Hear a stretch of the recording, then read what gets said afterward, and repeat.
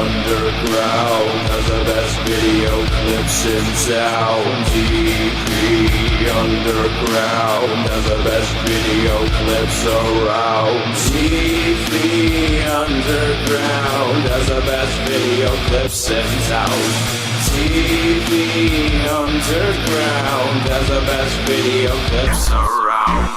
TV underground has the best video clips in town. TV underground has the best video clips around. TV underground has the best video clips in town. TV underground has the best video clips around. TV underground has the best video clips in town. TV underground has the best video clips around. Hello, everybody. Welcome to another edition of Afternoon DP. Back again here to talk about the insanity of the U.S. government, because that's kind of the main thing that's been catching my attention recently. All the weird stuff that has been popping up in the news. I kind of liked the politics being I liked politics being boring, and now they're not so boring anymore. They're not really entertaining though either. They're just concerning. But maybe you disagree. Let me know. Please like the stream and help me get a little closer to my weekly bonus show goal. Thank you. And we are going to get right into the latest. I was about to say you'll be surprised, but maybe you're just not surprised anymore. Here we go. He called me, sir. It got me so fuming angry. People are discriminating against wolves. Wow. They're laughing at us, at our stupidity.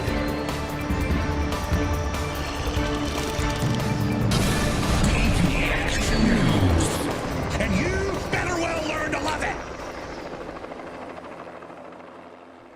So there's a guy in Congress. He's a representative from Tennessee. His name is Andy Ogles, I'm guessing, is how you say it. Ogles. He's done a few weird things. Like he did something similar to this with Greenland. So basically, he's proposing that we amend the Constitution to allow third terms for presidents who didn't serve a consecutive 2 terms, which is very specific. But in a way, it's calculated because then Obama couldn't run again. No one who's been president before could run again if they had 2 consecutive terms. It's only the rare occasion that a president doesn't get 2 consecutive terms and then for some reason they get a third because of that. Here we go. Tennessee Republican Congressman Andy Ogles has introduced a House resolution to allow president to be elected to a 3rd term. The resolution would require the amending of the 22nd Amendment of the Constitution. In a statement, Ogles said the amendment would, quote, allow President Trump to serve 3 terms, ensuring that we can sustain the bold leadership our nation so desperately needs. The proposal will now go to a House committee. It'll go to a House committee where it will more than likely die. We'll see how far it gets. Obviously, they're not going to pass this. It's very complicated to amend the Constitution, and our government is far too divided right now to make it happen. Tennessee Congressman Andy Ogles introduced the Make Greenland Great Again Act. Yeah. So he did this with Greenland, the Make Greenland Great Again Act. It would direct Congress to support insane. President-elect Donald Trump. Only in Tennessee. Negotiations with Denmark to acquire Greenland immediately. Recently, the president-elect repeated his desire for the island to join the United States. Ogles and several of his Republican House colleagues are behind the measure aimed at making this a reality. Okay. And here's a little more about the 3rd term proposal. Capping off a week of groveling sycophants clawing their way into Trump's good graces, Republican Congressman Andy Ogles has taken the cake, having just introduced an amendment to the Constitution to allow Donald Trump to run for a 3rd term in office. The resolution that he introduced would amend the 22nd Amendment of the Constitution, which currently limits presidents to just 2 terms. This is crazy. They can't. I don't think they see where their political future stands without Trump as president. So they're trying to keep him in there as long as possible because they see that he has this magical mind control over his base, and they need that. And when he's gone, everybody might not agree on who should take over in his place. Now, a few points here. Yes, this is nakedly unconstitutional. No, there is not enough support right now to amend the Constitution, for which you need a 2/3 majority vote in both the House of Representatives and the Senate, and then ratification by 3/4 of the states. Yeah, then it has to be ratified in 3/4 of the states. So, yeah, but most importantly, none of that means that difficult. Republicans won't still try. Remember, presidential immunity isn't in the Constitution either, and guess what? Republicans, with help from their judges on the Supreme Court, created it out of whole cloth to help Donald Trump. Also, barring insurrectionists from running for federal office again is in the Constitution. Yeah, so they're going to try to keep Trump in there as long as they can because they need him there. And yet, again, with the help from their judges on the court... They should be building up somebody now. They should be building up Vance or somebody. Maybe one of Trump's sons or something. But they're not going to do that. They're going to keep putting it all on Trump, and then Trump's going to croak eventually, and then I don't know what they'll do. They eliminated that provision entirely, again in deference to Donald Trump. We give Republicans the benefit of the doubt at our own peril. And look, this isn't even a new idea among Republicans. For quite a while now, Trump himself has been hinting at the idea of staying in office for as long as he wants. Oh, it's just a joke, bro. Here he is back in 2019 at a closed-door event boasting about how he can run for a third term if he wants to. We got it really rocking. We're looking good. We're looking good for another 4 years, and then we drive it. And what I'm saying, perhaps a certain group of reporters, I say, we're looking good for another 4 years, and then if we want to, another 4, maybe another 5. And they go crazy. Just watch out, Bill Maher. He goes and looks at somebody like that. He goes, you know he's going to win, don't you? To some idiot that he's interviewing. He says, you know he's going to win. No, I think we can. You know he's going to win. And you know he's not leaving, don't you? And the guy's going, what do you mean? Yeah, Bill Maher's been saying this forever. Trump will not leave. You have to force him to leave office. He's not leaving. He's not leaving yet. And I thought he was kidding. He's being serious. So, did anybody ever see the Time magazine where we have it 2020, 2024, 2028, 2032? In other words, we do that to drive them freaking crazy. Now, of course, he's trying to frame this suggestion as a joke, but as we all know by now, so many things that started out as so-called jokes from Donald Trump are actually his way of telling us exactly how he feels. Remember in 2020 when Trump tweeted, big protest in D.C. on January 6th, be there, will be wild? And instead of will be wild! The media treating it was wild. Threats he was right. To democracy with the urgency and seriousness that they deserved, we got headlines like this claiming that despite his bluster, Trump was going to concede gracefully. Yeah, remember how that worked out?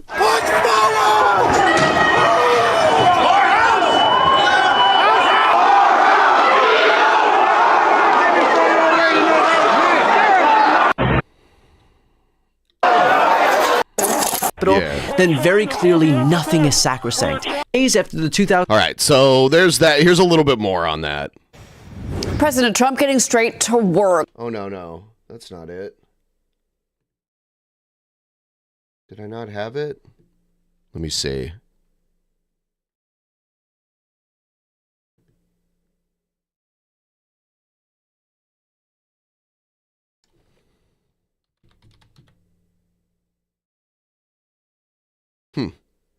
Thought I had another one, but I guess I don't. Signing off on roughly 200 executive actions.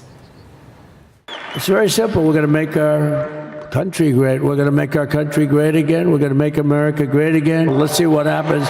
Because we're not finished yet. We're not finished yet. We got a long way to go. Some of those orders include withdrawing from the Paris Climate Agreement and the World Health Organization declaring a national emergency for energy, restoring the federal death penalty, and protecting public safety. He also declared a border emergency, ordered the wall to be built, ended he ordered the wall to be built, reinstated to remain in Mexico, and classified drug cartels. That's how it works. foreign terrorist organizations. Trump also immediately shut down the CBP1 app, which fast-tracks migrant parole applications. That's gone. I want to bring in Tennessee Congressman Andy Ogles. He's a member. He's like, nope.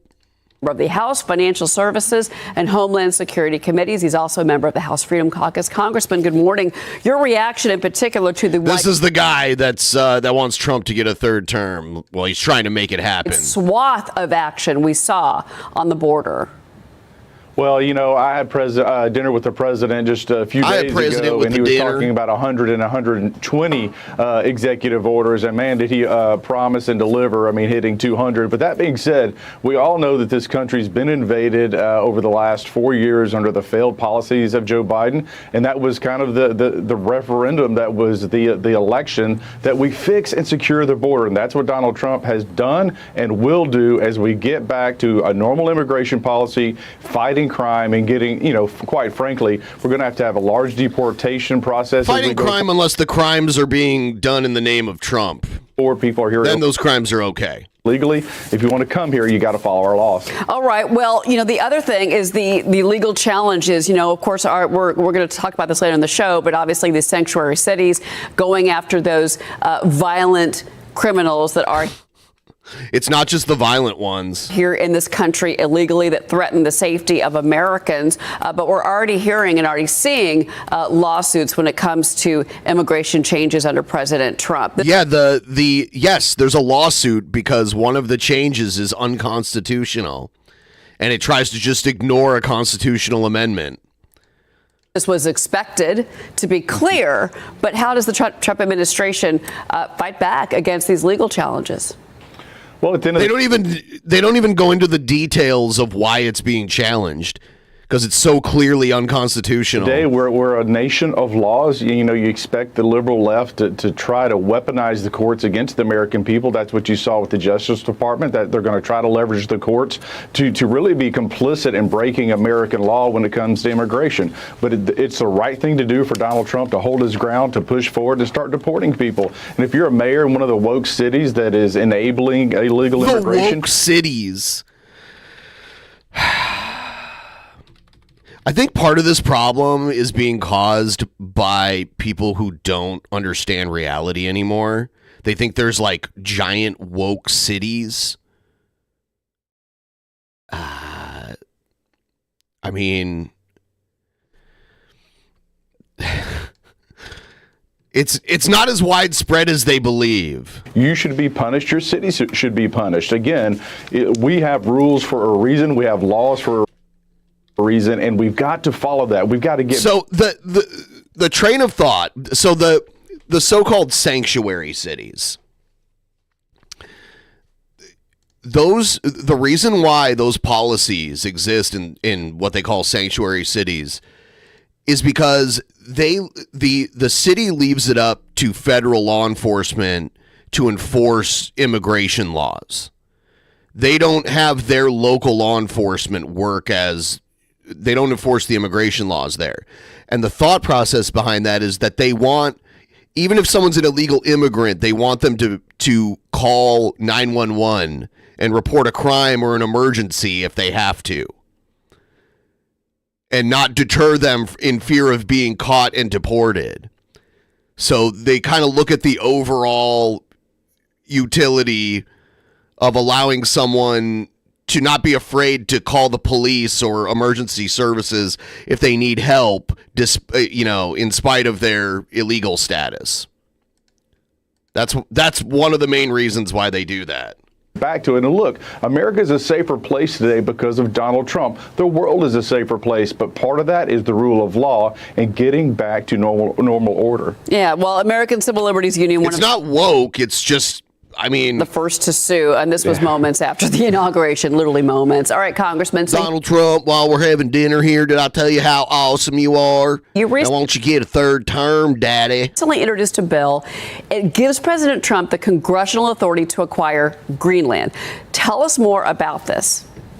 Well, you know, for some that may sound a little bit crazy, but it's not a little bit crazy. It's a lot of bit crazy. It's definitely crazy. Actually, the United States has been eyeing Greenland for over 100 years. Strategically, when you look at it, it's wealthy in resources.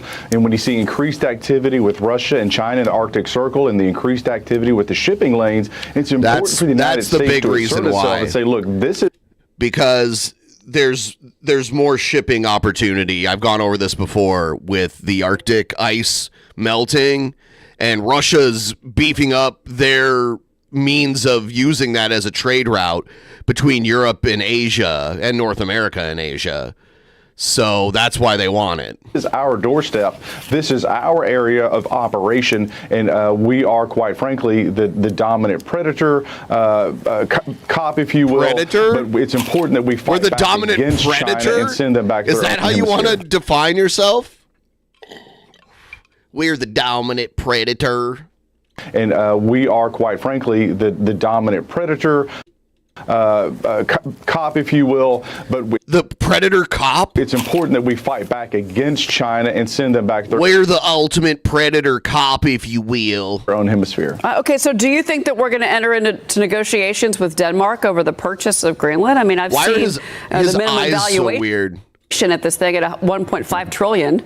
If they're willing to sell, just a thought. Exactly. It's kind of like when you start talking about tariffs. It's a tool to get people back to the negotiating table. Okay. It's important for Donald Trump to negotiate from a position of strength. And we start talking about acquiring. Get ready for the tariffs. Holy shit.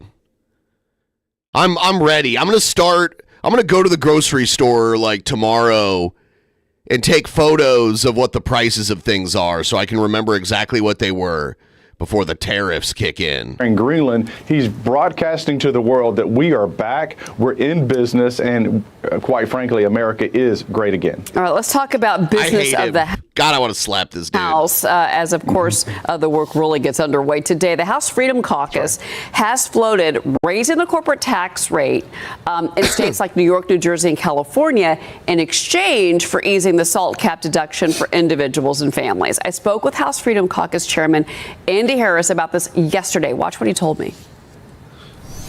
I mean, the bottom line is this is not calling for a corporate tax increase.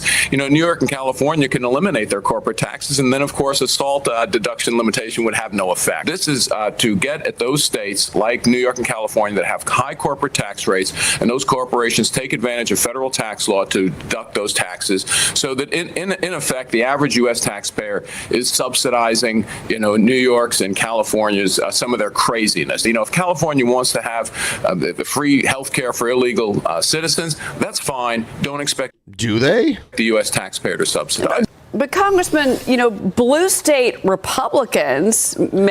Tim Curry and Al Gore, like if they had a kid together. Many of your colleagues in the House and also in the Senate will say that because these rules have not been changed. Please like the stream, everybody. Give the stream a like. Do me a solid and help the stream out by giving it a big fat like. All of you. Thank you. For so many years that it's actually lower and middle income residents in these states that are suffering. Your firefighters, your police officers. How do you respond to that? Well, I mean, again, part of this, John Quincy Adams loved the House of Representatives because it's where you argued and you debate, right? And so we put forward a proposal to start a dialogue. Look, we have a very thin majority in the House of Representatives. We're going to argue, we're going to debate, and at some point we're going to land the plane. But you start that conversation by putting forth this idea to see what people need to think 2 years ahead right now. People need to think 2 years ahead right now, and especially in the Democrats' inner circle, they need to pick people to run in these Senate and congressional elections that are happening in 2 years. That has to happen. What New York, New Jersey, and California wants to do, and quite frankly, Tennessee, when you look at our tax burden, we have a low per capita tax rate per individual versus California and New Jersey. We shouldn't be subsidizing states who are woke and, like the chairman said, subsidizing health care for illegals. And so, again, we're starting that process. We're starting the dialogue. We'll continue to move forward to get to the best outcome. Real quick before you go, are you supporting one bill or two when it comes to reconciliation? Well, I love the idea of one big beautiful bill, but at the end of it's the big beautiful bill. The day, the larger it is, the more complex it is, the longer it's going to take to pass. And so whether it's 1, 2, or 7. I'm wondering what type of realistic legislation the Republicans are going to try to get through. None of this nonsense. We know this shit isn't going to pass. The shit with Greenland and giving certain presidents 3 terms. That's not happening. So what are they really going to try to do? It's got to be outcome driven, and that's what I'm looking for. Okay, well, with the majority that Republicans have right now, and it's very slim, we shall see how this all goes with negotiations. Congressman Andy Ogles. Congressman, thank you for being here. Thank you so much. All right. He's terrible. He's almost like the new Ted Cruz. Here's Elon Musk's daughter talking about Elon's Roman salute. Let's see. This one really mattered. And I just want to say thank you for making it happen. Thank you.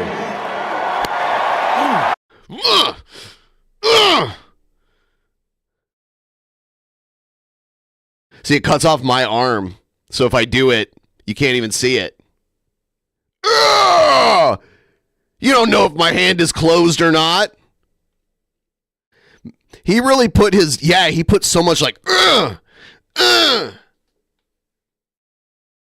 All he needs is like, a Hugo Boss, a 1930s Hugo Boss uniform.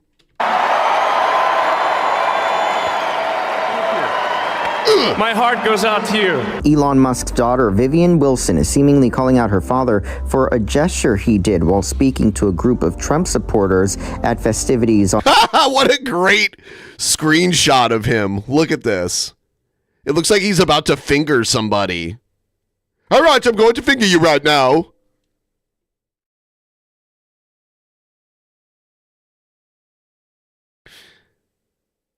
Damn, this is something. On Inauguration Day, the moment came from the Tesla CEO on Monday. After speaking to the crowd, he forcefully brought his hand to his chest and then raised it. The CEO turned around and did it a second time, despite him saying immediately after, quote, "My heart goes out to you." Many have been likening the motion to a Nazi salute. Meanwhile, others have defended the tech executive, including the Anti-Defamation League, a nonprofit organization that fights anti-Semitism and other forms of discrimination. The organization wrote on X soon after, "This is a delicate moment, it's a new day, and yet so many are on edge. Our politics are inflamed, and social media only adds to the anxiety." It seems that Elon Musk made an awkward gesture in a moment of enthusiasm, not a Nazi salute. So this is from the Anti-Defamation League. Again, we appreciate that people are on edge. But Elon's daughter, Vivian, seems to have chimed in on the controversy, writing on Threads, "I'm just gonna say, let's call a spade an effing spade." So does she not have a good relationship with her father? Especially if there were 2 spades done in succession based on the reaction of the first spade. In another, she appeared to feign ignorance, writing, "I don't know why y'all are reacting with such vigor. I'm clearly only talking about card suits. I mean, I have ADHD, and this was clearly just an accident that people happen to interpret to mean something other than just card suits. After all, there's no proof I'm not just talking about card suits. People assuming that I'm not just talking about..." This is weird. This part's strange. ...card suits just goes to show how dishonest people the media can be. Of those posts, she said she was trying to make an analogy, calling out people using plausible deniability to defend her father's actions. Elon further added to the controversy on Thursday morning when he took to X, posting... What world are we living in? I just can't even believe it. It's just so ridiculous. A series of puns. One read, "Bet you did not see that coming," along with a laughing emoji, while others referenced prominent Nazis. The ADL this time condemned the blatant post, writing on X, making He's doing it! appropriate and highly offensive jokes that trivialize the Holocaust only serve to minimize the evil and inhumanity of Nazi crimes, denigrate the suffering of both victims and survivors, and insult the memory of the 6 million Jews murdered in the Shoah. All right. Card suits. That's all she was talking about. Tonight, Elon Musk making light of a gesture some found offensive at an inauguration celebration Monday. And I just want to say thank you for making it happen. Thank you. Some critics saying this hand motion... It's so stupid. I can't help but laugh at it every time I see it. He's like, ugh. That grunt. Making it happen. Thank you. Some critics saying this hand motion looked like a Nazi salute. This morning, Elon Musk on X with a message containing a series of Nazi-related puns, including saying, quote, bet you did Nazi that coming. The Anti-Defamation League, which initially defended Musk's gesture as just an awkward onstage moment, chastising him in a statement today, saying, quote, the Holocaust is not a joke. Musk has not responded to our request for comment about the incident. It's the latest in a string of controversies ignited by the world's richest man, the close ally of President Trump. Musk undercutting Trump's announcement just days ago of a new $500 billion artificial intelligence initiative called Stargate. It's a collaboration of several existing AI brands. We want it to be in this country, and we're making it available. We want it to be in this country, and we're making it available. Musk posting on X, quote, they don't actually have the money. Sam Altman, the head of OpenAI and one of Stargate's biggest backers, firing back, writing, quote, wrong, as you surely know. Mr. President, does it bother you that Elon Musk criticized a deal that you made publicly, that he said that he tweeted that? No, it doesn't. He hates one of the people in the deal. He hates one of the people in the deal. So there's already inner turmoil. Trump trying to make a deal. Elon Musk is like, yo, you don't even have the money. And he's like, they're having like a Twitter war. Who like 10, 11 years ago would have thought there'd be like, you know, billionaires warring on Twitter and like Trump being president? Like, I don't know. I don't get it. Us earning a seat at Trump's inner circle after spending an eye-popping sum on his campaign. A dark MAGA. A reported The weird jump that he did at this rally, like, whee! It was so weird. $50 million. That included a daily $1 million giveaway to registered voters who signed a petition in battleground Pennsylvania. If you already believe in the Constitution, you're just signing something you already believe, and you can win $1 million. That's awesome. He was giving away cash prizes if you voted for Trump. But sources within the Trump transition told NBC News his newfound influence has caused conflict in Trump world. His support of H-1B visas for foreign workers enraged the MAGA faithful.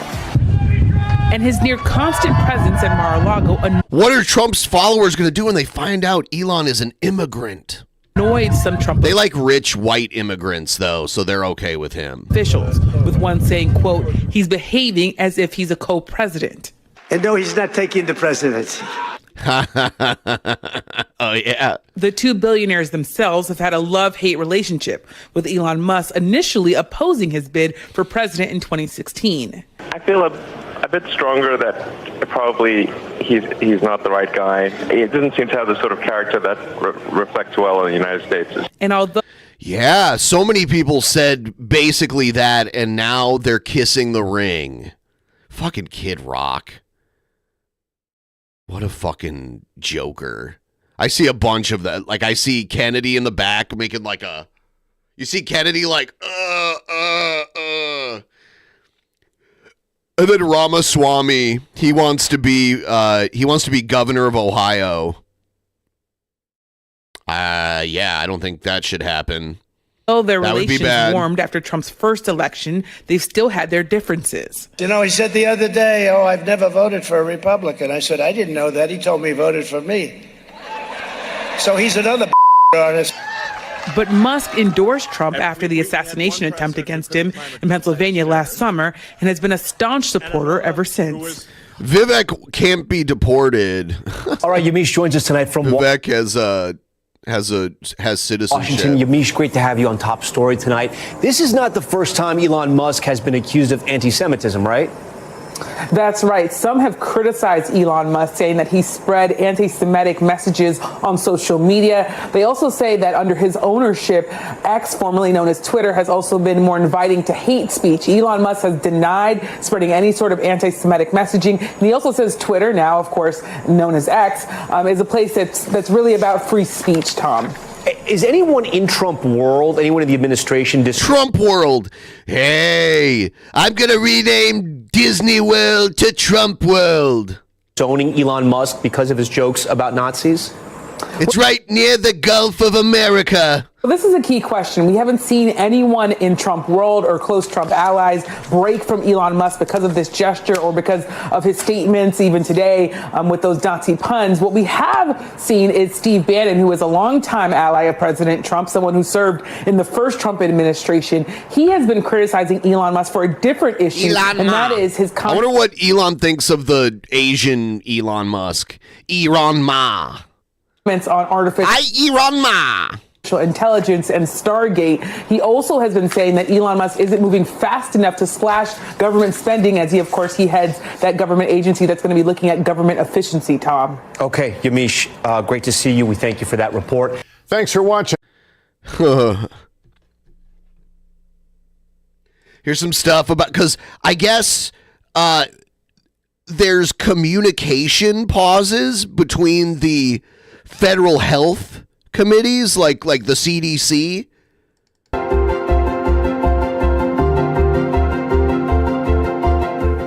Among everything else happening with the Trump administration. Hey, she used to be, this woman used to be an anchor in Seattle, but she left, so maybe she's... The president has ordered a pause weird. on communications from Sure several federal health organizations, including the FDA, the CDC, and the National Institute of Health as well. So this is all happening effective February 1st. And joining us to talk about the impact is our 9 News medical expert, Dr. Paul Coley.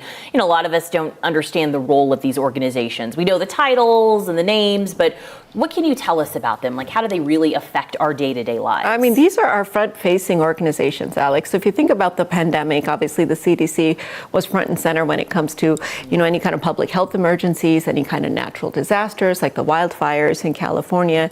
The NIH does a lot of our medical research. HHS is involved in Medicare, Medicaid, a lot of our sort of public health type of programs.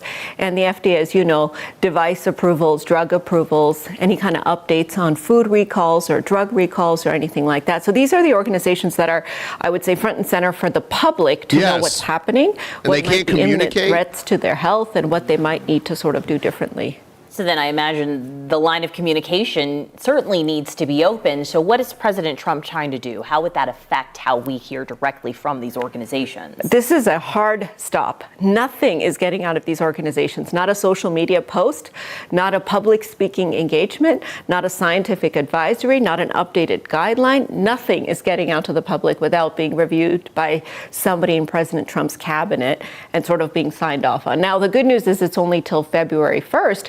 But you can imagine this has never really happened in the last 2 presidential administrations. So it is certainly jarring for the heads of these organizations to get this kind of a message. Yeah, and I'm curious what the purpose is there, because from your standpoint as a physician, does this affect you and how you interact with your patients? I mean, the CDC, the NIH, the FDA, these are my eyes and my ears. These are what tells me what's out there, what I need to be looking for when I see a patient in my office with vomiting or with fever or with a respiratory illness. So I'm feeling cut off as a physician. The fact that there's the separation from these organizations, that I can't have a direct line to them. Now, of course, every administration wants oversight of these organizations because they're federal organizations, but we really have to keep science and politics on 2 separate Hunger Games here. attire. And what makes me nervous is that this is really sort of blurring those lines. And so hopefully it's just a short-term mandate until they sort of get their feet on the ground. And if it expires by February 1st, no big. Yeah, I just looked her up because she looked familiar to me, and she used to be an anchor person on one of the Seattle news stations. But if this is something... But this is Colorado. That's going to be an ongoing precedent or behavior. Denver, Colorado, that has I believe. Me worried. Yeah, feels like a serious problem.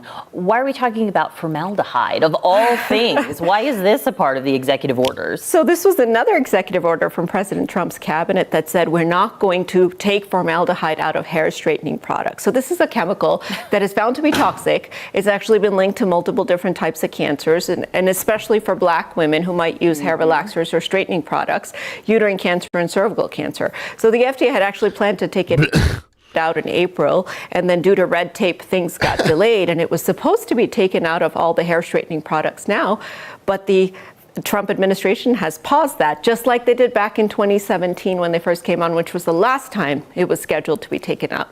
So a lot of people are asking questions about, well, what do they do now?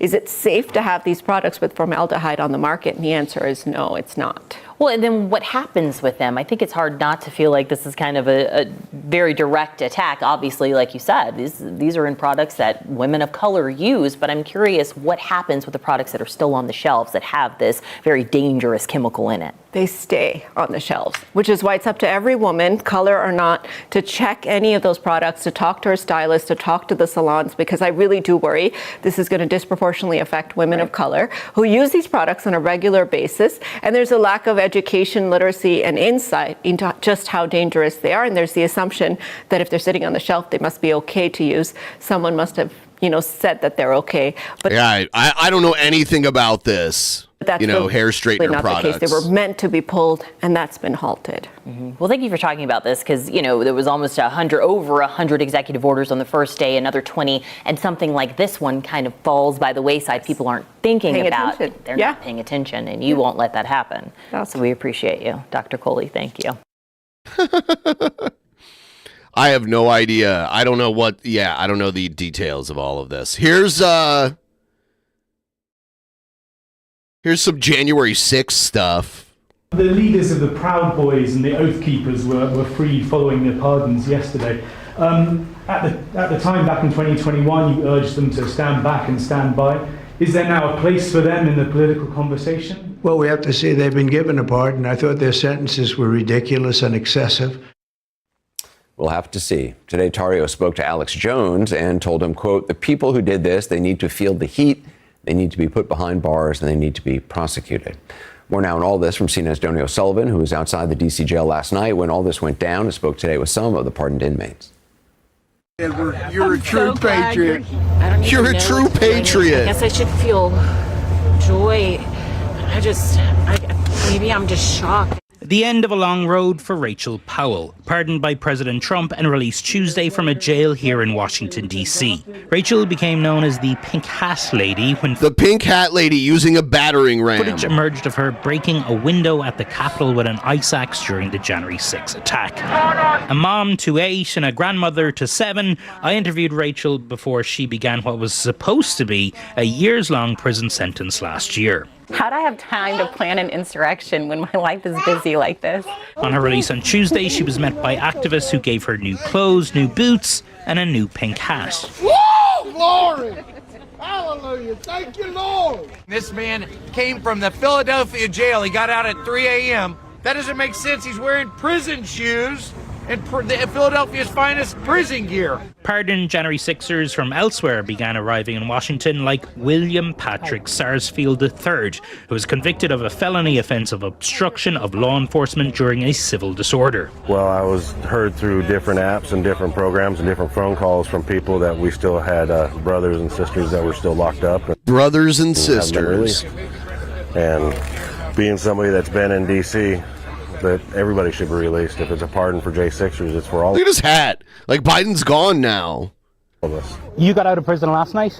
Well, I was locked up for 3.5 years, and I was taken to the halfway house on August 29th. Robert Morse says he was released from a halfway house in Pittsburgh late last night and came to D.C. to celebrate. Back up! Morse, a former Army Ranger, was found guilty of assaulting police officers, among other crimes, on January 6th. I had no intention of going anywhere near the Capitol that day. That's how crazy this got. So a lot of people were taken advantage of, and we were lured into a lobster trap that January 6th was designed to be. In terms of personal responsibility, do you regret? Completely, without a doubt. I said that in my sentencing speech. I said the words, Donald Trump did not force me or coerce me to do what I did that day. I did it on my own accord. What's your message to people watching this? Don't blame Trump! To say, please don't blame Trump! She shouldn't have been pardoned. None of these people should have got out of prison. They're criminals. Okay, you know what? It's time to stop worrying about that and move forward in this country. Yeah, why can't you just get over my crime? And Jody joins us now. What's happening at the jail tonight? What are you seeing? I think the ones that assaulted police should have been in jail for quite a while. The people who had a plan to coerce people to go into the building, they should be charged. I mean, like Tario, he was charged for that. We have to look at intentions and actions. None of them should have went into the building. Going into the building was a big deal. Hey, Anderson, yeah, just in breaking into the building. Past few minutes, 3 more January 6ers were just released from the DC jail here. You can see they're giving interviews to local media and international press also gathered. Well, I mean, the people who assaulted the cops made way for the other people to get closer to the building and get into the building. Also, a lot of MAGA media here, and one person who's just speaking over there, who I think we're showing on screen at the moment, is Jake Lang. He's a prisoner who has really built up a big social media following while he has been in social media. It is a cancer in many ways. Prison it is. Over the past while. He's speaking there. So really, you can see just how emboldened these folks are. A lot of them. I don't know if Baked Alaska is there, but he definitely got a pardon. They all did, right? He was already out of prison and everything. He only did like a month or something like that. Are kind of going off and planning basically MAGA media careers, but what we've also seen here over the past few hours today is different groups. See, like, my issue is all the people who did this, now they get to look at it and be like, look, it was a good decision, because some of them are going to make media careers out of this and shit.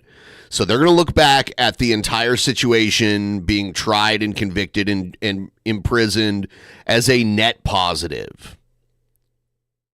Like, the choice was a net positive when you really look at it. And people, obviously, big fans of us here, Anderson. Groups gathering throughout the day, including the Proud Boys here. So really gives you a sense of the types of folks who are celebrating, at least here at the DC jail. All right, Jody O'Sullivan, appreciate it. Many of the president's allies would like to stop talking about the deadly assault on the Capitol. Yeah, get over it. Move on. Think about the Trump's future. Sweeping pardons, making that difficult, as the president himself was pressed by reporters on the issue when he spoke to them yesterday. Think about the future.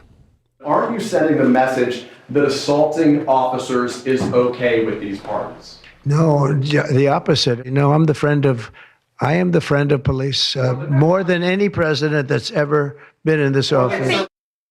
Donald Trump insisting that despite his decision to pardon hundreds of people convicted of violent felonies and a power that he alone wields, insisting he supports law enforcement more than any president ever. More than any president ever. When asked about specific... I remember when he said, I'm the least racist person in the world. Do you remember when he said that?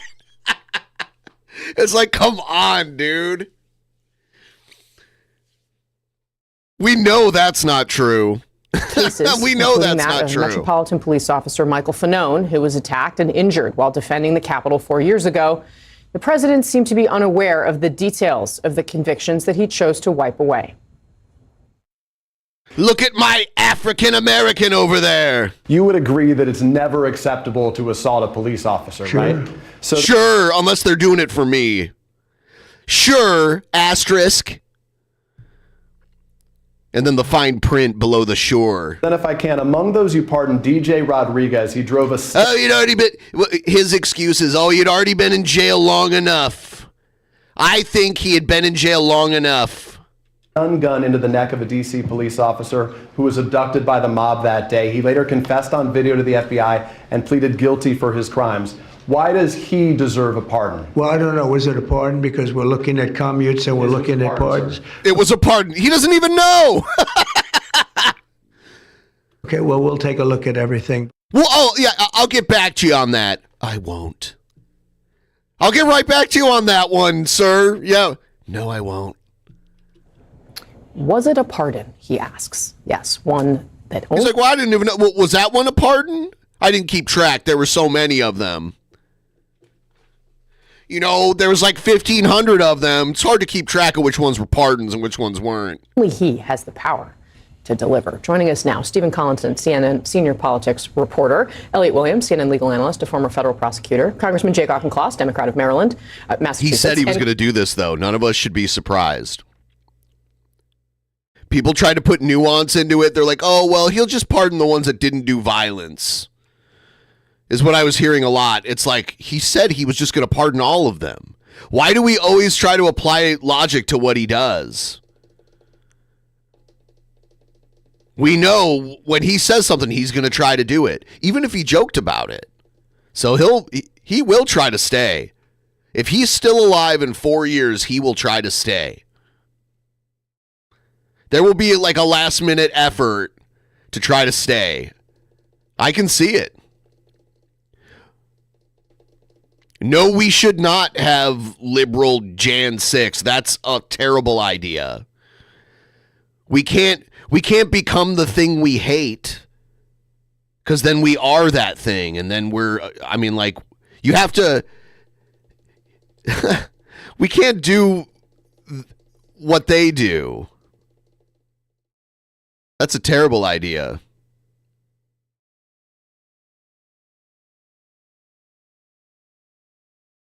I don't think he'll be able to stay, but I think he'll try. I think he'll try something to stay. Even if it goes nowhere.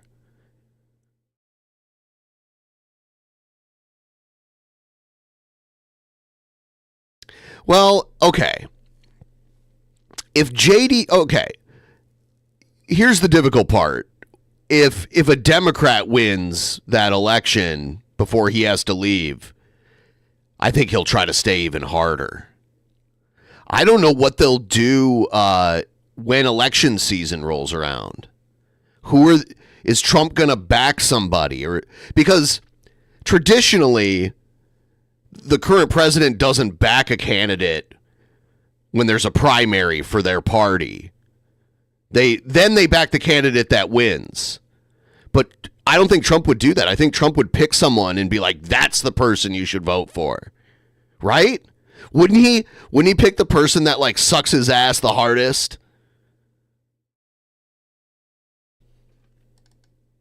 Kristen Stoltis Anderson. I don't want to listen to these people. Oh yeah, he cut off Fauci's security detail. The security detail for Anthony Fauci was terminated last night, sir. Do you have a comment? No, I think, when you work for government, at some point your security detail comes off. And, you can't have them forever. So is yours going to come off? So how about you get rid of your security detail after you leave office? How about that? Oh, no, you need it, huh? He took it away from Bolton also, who worked for him. So I think it's very standard. If it would be for somebody else, you wouldn't be asking the question. The question is very fair. But, you work for government. We took some off other people, too. But you can't have a security detail for the rest of your life because you worked for government. Okay, so you're going to give yours up then, right? Because you work for the government. Yeah, we'll see what happens. Would you feel partially responsible if something were to happen to, say, Dr. Fauci or John Bolton? Fauci got security because there are fucking psycho conspiracy theorists that wish him harm. And if you don't believe me, you haven't been paying attention. So that's why he needs security, because he became, for simply being a doctor that worked for the government during a pandemic, they made him into some like mad scientist villain that wanted to like inject everybody with poison and kill them. So that's why. No. You know, they all made a lot of money. They can hire their own security, too. The security detail for Anthony Fauci was terminated last night, sir. Do you have a comment? No, I think, you know, when you work for government, at some point your security detail comes off. I don't think the security detail is the Secret Service for these people. I think it's something else. I don't believe it's the Secret Service.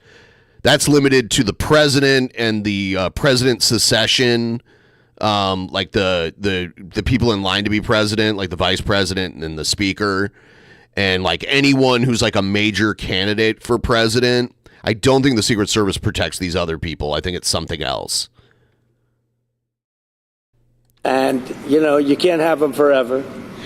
So I think it's very standard. If it would be for somebody else, you wouldn't be asking the question. The question is very fair. But, you know, No, you got asked about Bolton, too. Bolton was like a conservative guy, just didn't kiss the Trump's ring. And it was like a fuck you.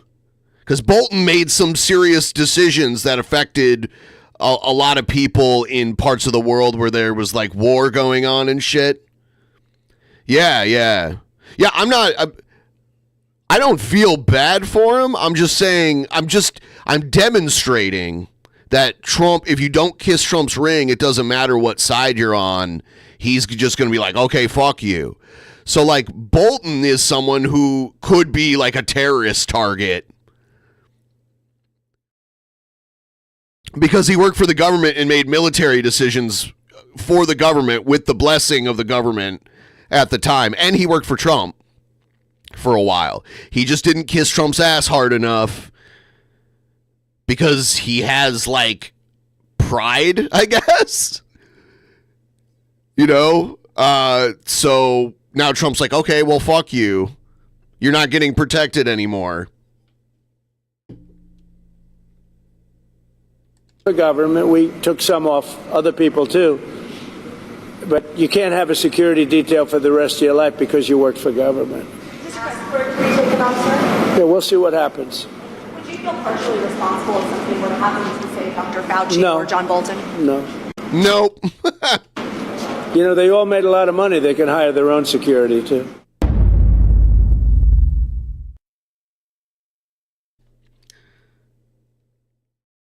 Here's a little more about Jan 6th. Tonight we're hearing from one of the men who faced charges for their actions on January. I love local news because it's so unpolished looking.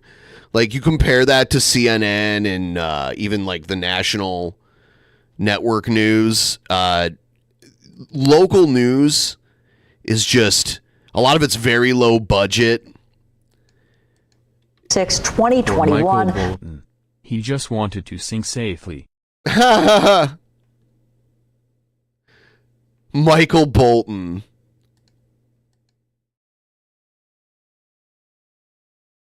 Michael Bolton. He had an amazing voice. I remember the Michael Bolton jokes in Office Space. I told him I liked Michael Bolton's music. By the way, that was my first dono, I think, of the stream, or was it my second? Just trying to get a little closer to the goal. If you guys want to help out, please send me a couple bucks here. The Streamlabs link. Trying to grab a couple bucks for things I need a couple bucks for. But have now been pardoned under the new Trump administration. Thanks for joining us. I'm Kim Chapman with you. And I'm Josh Rowe. Earlier this month, we brought you an update on the cases for those men, including Jose Padilla of Cleveland. He faced several charges. Jose Padilla. Show he was included in President Trump's sweeping pardons involving January 6 rioters.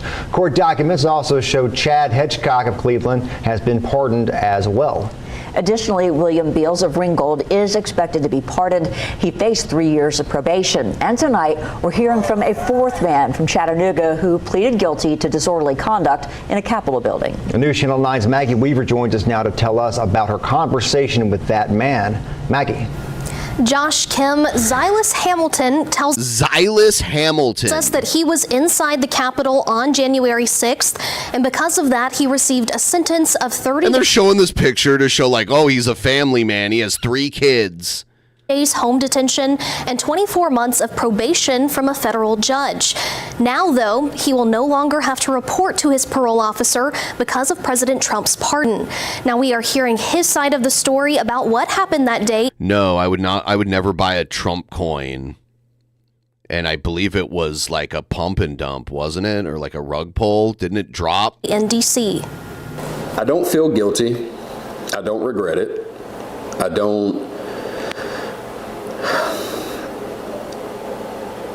As far as do I deserve what I got for what I did? Yes. And the reason is because if there were no repercussions, then it wouldn't have been a big deal from the beginning. Silas Hamilton says he drove 9 hours from Chattanooga to Washington, D.C., and then stood in the cold to hear President Trump's speech on January 6, 2021. This is an example of like mob mania, like mob-born mental illness. It's craziness. All day. I'm starving to death. I haven't slept in 24 hours. Like I'm ready to go. Hamilton says he heard explosions coming from the direction of the Capitol on the walk back to his car. People are screaming like they're hurt. Let's go check on them. Do whatever we can do. Oh my God. Fucking Trump coin.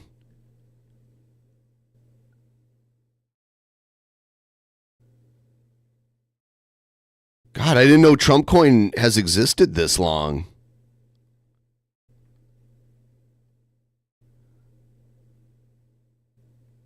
Is this the real I don't know. I'm looking it up. That's when he says he saw the crowd of people. So you're either the guy that's like screaming and causing the mass chaos, or you're kind of... All right, here it is. Here's the Trump coin right here. So... yeah, it's lost like 50% of its value. It was at $75 a Trump coin at one point on the 19th. And then Inauguration Day happened. Let's see. Inauguration Day happened and it's at $29. Or $32 is what it's at right now. It's lost 50% of its value. So people who bought in at the beginning have lost like more than half of the money they put into it. Just dumbfounded on what you're saying, and I was the dumbfounded guy. Hamilton says at that point, it was loud. People chanting and screaming. It is not at 70 now. It was at 70 when like the day before Inauguration Day. And then on Inauguration Day, it dropped to less than half of its value. But he says it didn't get out of control until... and the cop just hauls off and just like pushes this dude off his feet. And that's when like all hell broke loose. And it was like they couldn't contain it.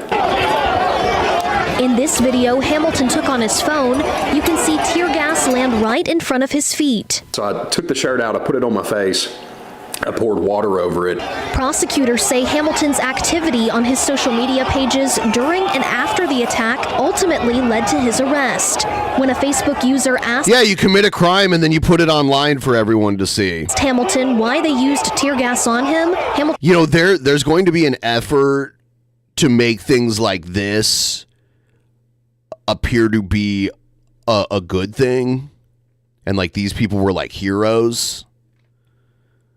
That's what will happen, like rewriting the history of this to make it seem like these were the heroes of the day. That will happen. Hamilton responded, quote, because we rushed them. But Hamilton says at some point, it seems like the majority of the officers vanished from around them. And with that, the crowd moved closer to the Capitol, someone busted a window, unlocked the door, and people started pouring inside. They knew what they were doing wrong, but they knew it was like something in history that people would remember. Hamilton says he entered the Capitol and spent a total... watch Trump try to make it like a federal holiday or something. Buy yourself some dollar Melania then. I need some Melania coin. That's what I need. That's a sexy coin. Yes. Trump coin dumped at $73 a coin, and now it's worth 32 cents, or I'm sorry, $32 a coin. That's why.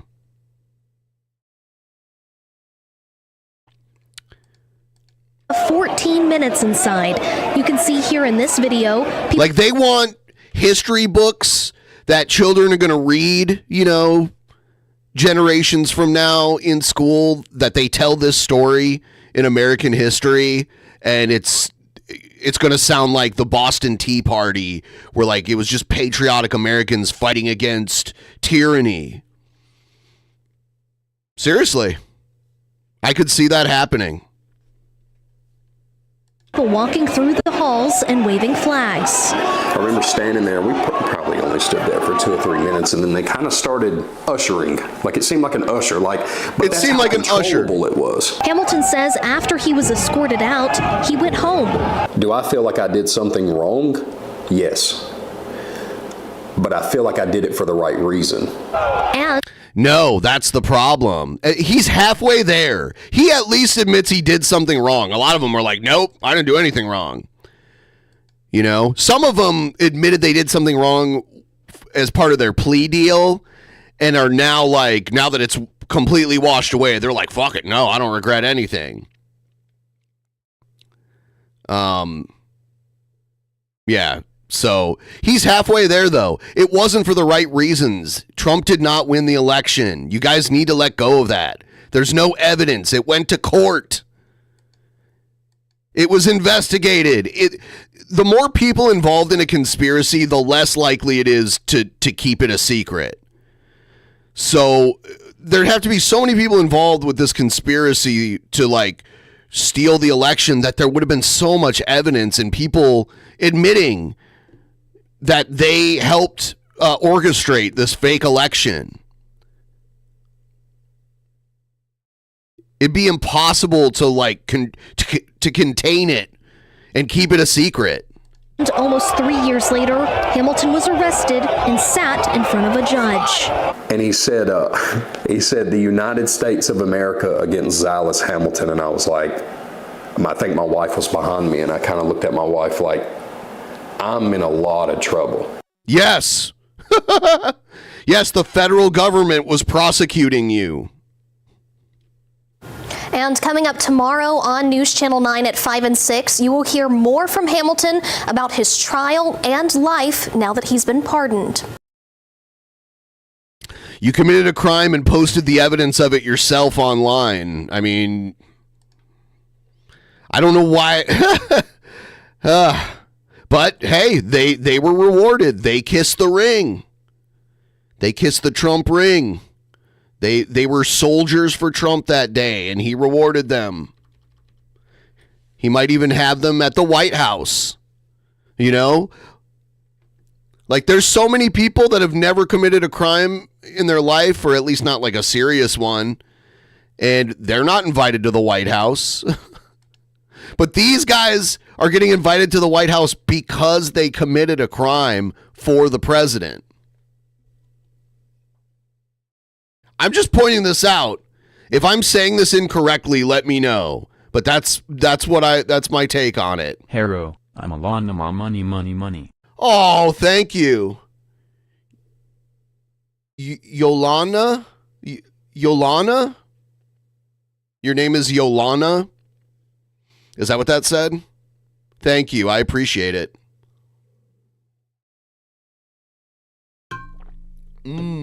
So much coffee. Yeah. I need some more money. So if anyone has any more, that would be amazing.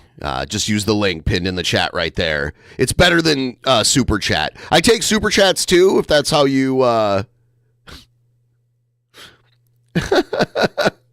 Yeah, it gave you the name Yolana. It sounds like a Hispanic woman's name. Right?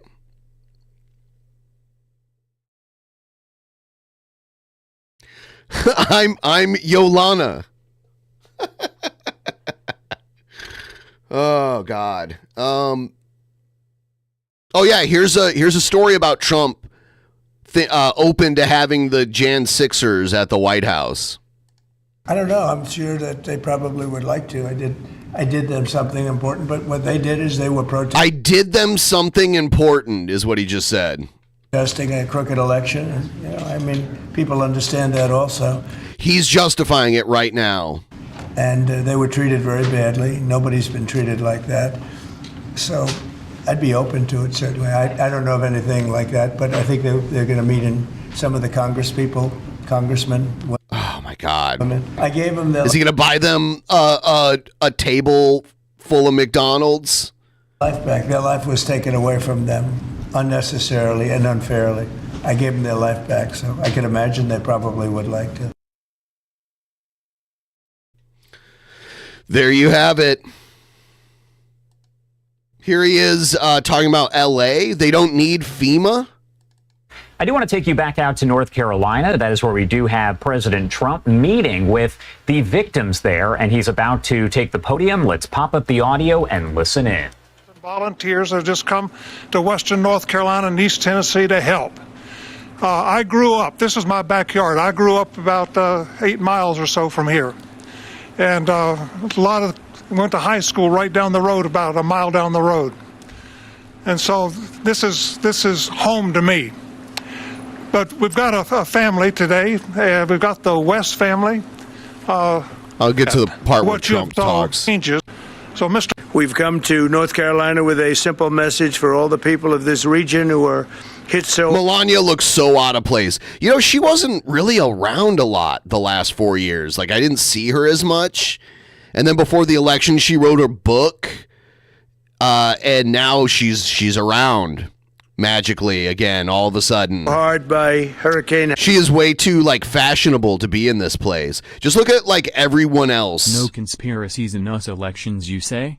Explain to me how Puking Dog did not win 8 years ago. Hashtag Puking Dog is my real president. I wish.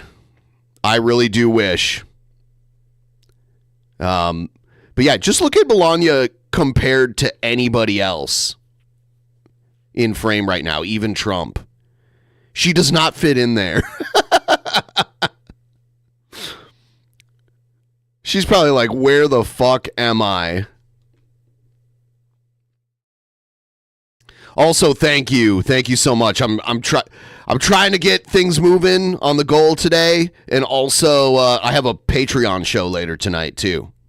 Helene, and that message is very simple. You are not forgotten any longer. You were treated very badly by the previous administration, and I'm here after a few days of the... I'm just saying Melania does not fit in there. Look around.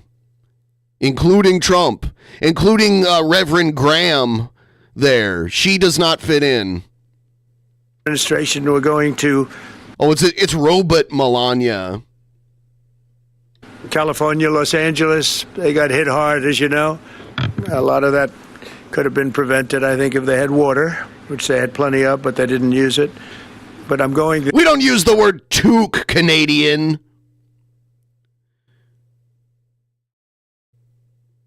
There, but and it was set up to go there. They said, well, what about North Carolina? They said, well, what would... Oh, yeah, let's zoom in on the presidential seal. I said, I have to stop there first. I don't know why they're doing North Carolina. So we made the stop, and I feel very good. You're represented by some... What is this camera work?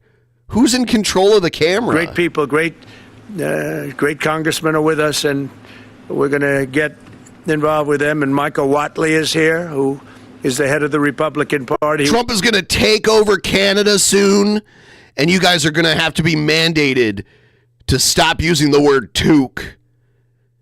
It's anti-American to use the word toque. Work with Laura Trump to take us through to a tremendous victory. One of the, now it's frozen. As the media says, one of the most consequential presidential elections ever. They say in 120. It wasn't the media that said that. It was Elon Musk that said that. No. People were saying that. 29 years, whatever that may mean. But whatever it is, it was a great election we had, and we won your state all 3 times. We won your state, And all 3 primaries we won your state. So we won it 6 times, I guess, Mr. Congressman.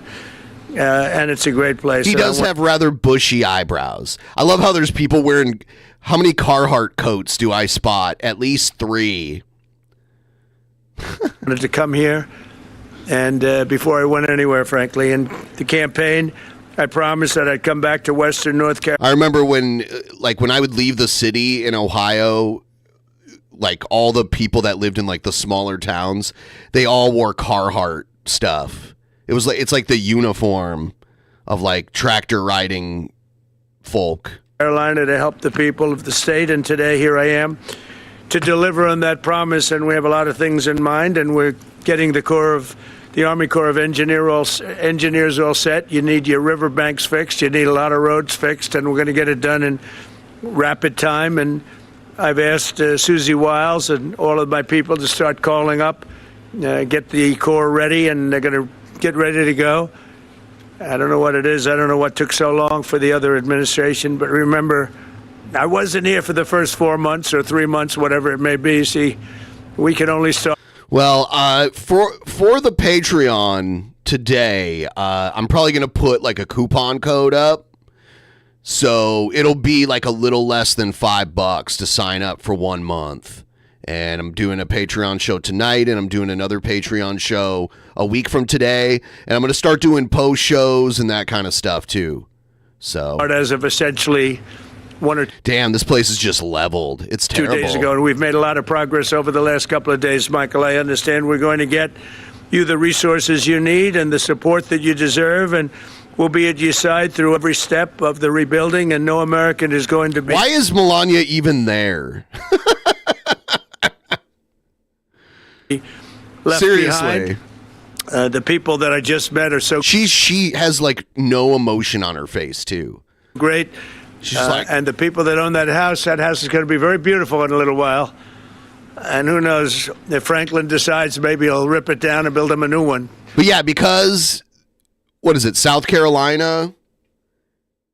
Because this is a red state, Trump's there helping, but he doesn't want to help California.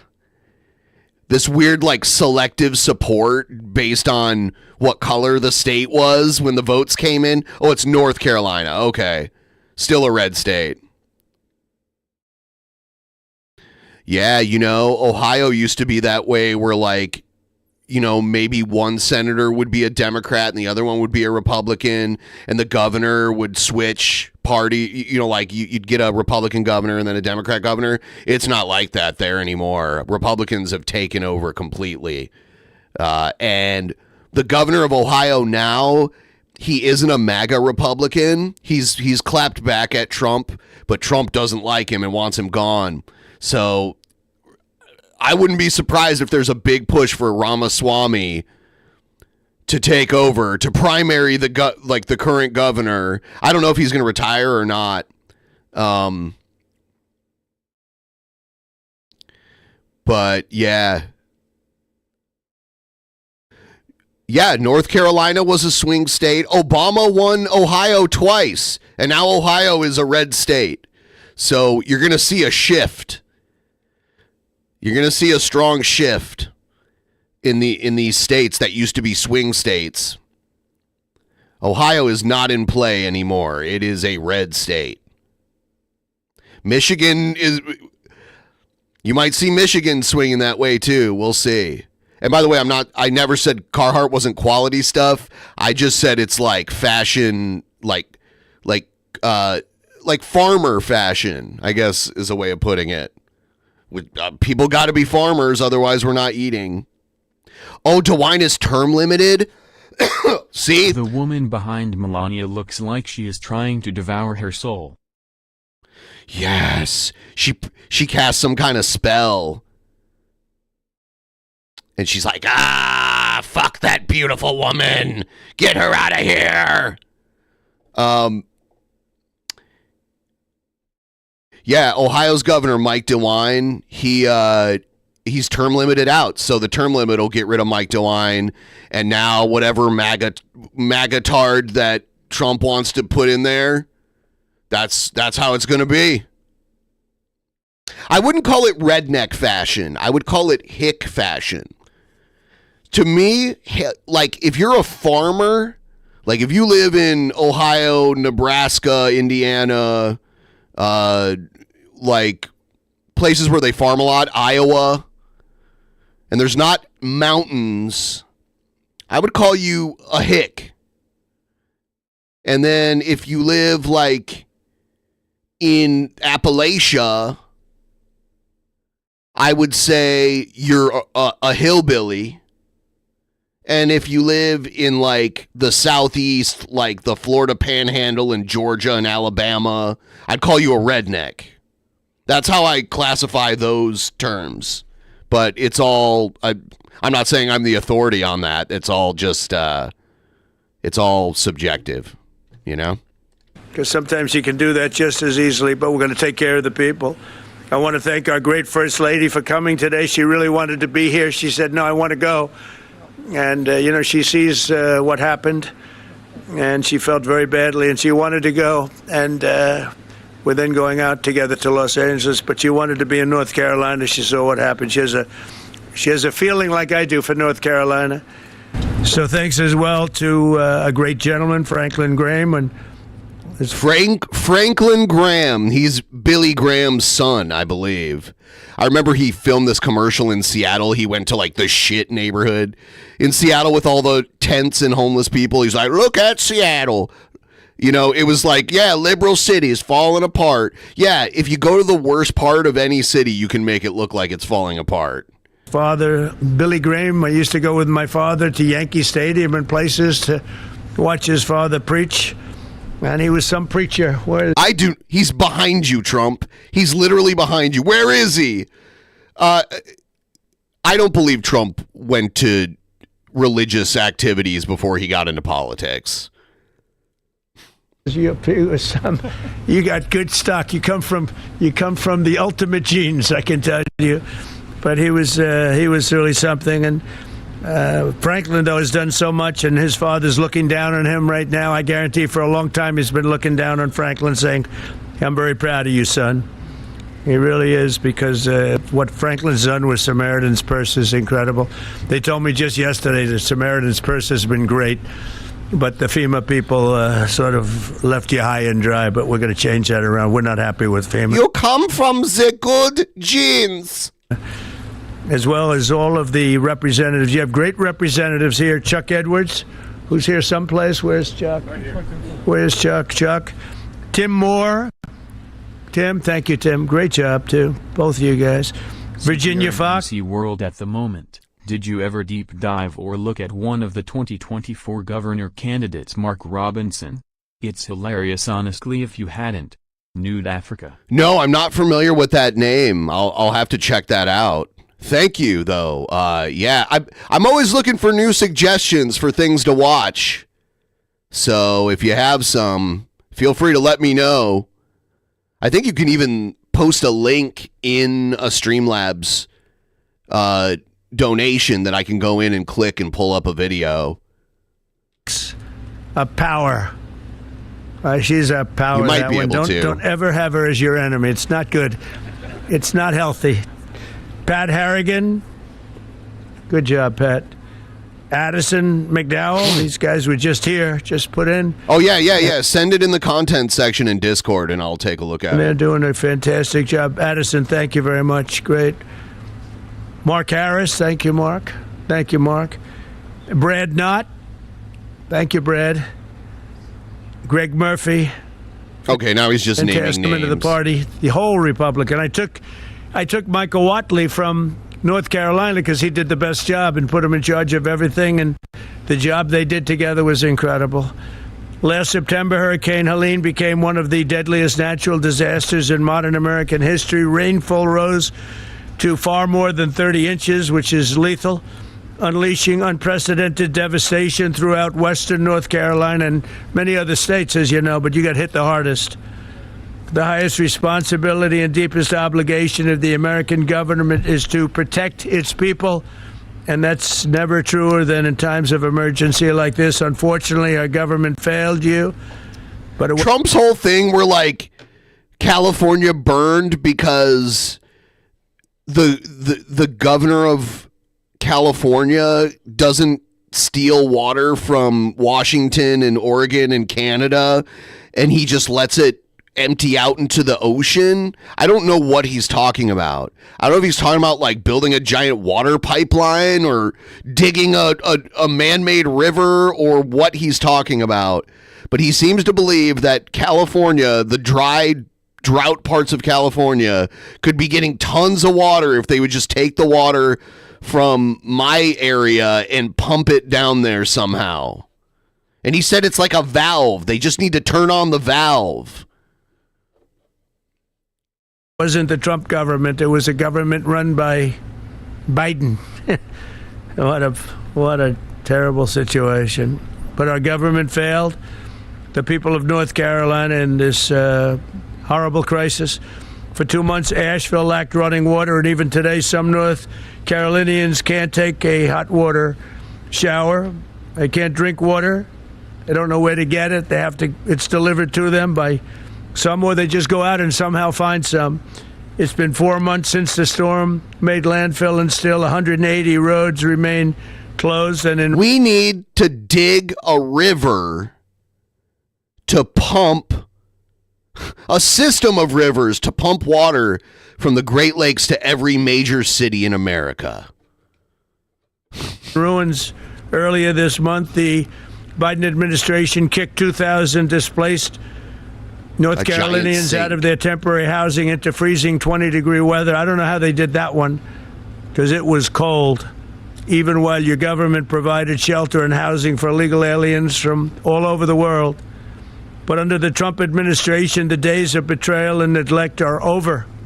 They are over.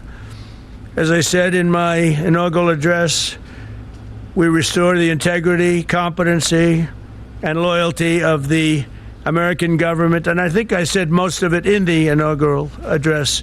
We said a lot of things, but one of the groups of people I was thinking about is you in North Carolina. A lot of that was in reference to you and what you've had to suffer. I'm pleased to announce that under very short and infrastructure dramatically. Yeah, this does look terrible. Flooding is awful. More reliable very quickly. Today I'll also be signing an executive order. There are areas around here that flood. Luckily, I'm not in one of them. There's a river around here called it sounds like Nutsack, but it's the Nooksack River. And it floods, I guess, a lot. And there was a lot of really bad flooding. Now the people, like these people that are affected, are talking. Yeah, you got flooded out by the Nutsack River. I got her up in that and tried to get on her ring. And I don't know. Close to that also, because we have to have, the community has to have big what you want to do is, the only thing we could do is just pack up to the church job, and Michael Watley's going to be very much in charge, and you'll get it done. And FEMA's ready to rock. They haven't done the job because they weren't really told to do the job by Biden. I guess Biden was thinking about other things, wasn't he? But they weren't told. What they did, what the past administration did to North Carolina is a disgrace. So I just want to wish you all well. I was here right after the event, and I couldn't believe it. I have never seen anything like it. I've seen a lot of bad things, but I've never seen anything like it. And it's an honor to meet the people behind me, and it's an honor to be with our congressional delegation and some of the other politicians in the area. And it's an honor to have Michael Watley at my side, because maybe we wouldn't be standing here as president if he wasn't. Him and Laura Trump were unbelievable as the head of the Republican Party. So he happens to come from his own family is the head of the Republican Party, North Carolina. So I said, Michael, fix it. So good luck. Good luck. And we'll supply what you need. You know that. Okay? Thank you. Thank you all. All right. Here's some more about immigration-related arrests.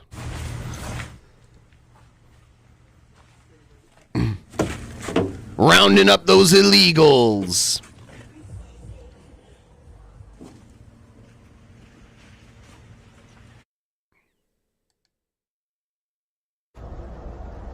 Jesus. It's a concentration camp.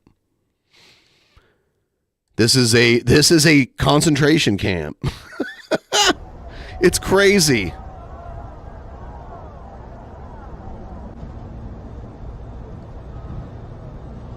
They give them shiny blankets.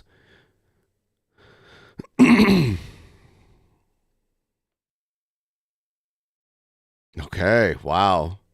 New images coming into CNN shedding light on the speed of President Trump implementing his immigration agenda. The White House has just released these images, migrants lined up, handcuffed, and led onto a military aircraft. We should note CNN cannot independently confirm the details. Look at this. They're loading on little Hispanic men onto an aircraft. Because our crews were not there on the ground when these images were being captured. CNN White House correspondent Priscilla Alvarez is here to talk about this. Priscilla, what are we learning about these flights? And we should note, we were just showing this a few moments ago, those images were tweeted out or posted by the White House press secretary. So this is coming from... I can believe they're doing it. I can believe it. He said he was going to do it. From the White House. He's going to try to do everything he said he was going to do. He's going to try. Some of it he can't, thankfully. That's right. This is part of their show of force after the president signed his executive order declaring a national emergency at the U.S. southern border. Now, if we can bring the photos up again, because I do want to point out what's different here. It is the use of military aircraft that marks a difference from the way this was handled before. Now, you see there a line of migrants. They are arrested as they, or rather, they are handcuffed as they're in a chain gang. Look at them. These guys are in a chain gang.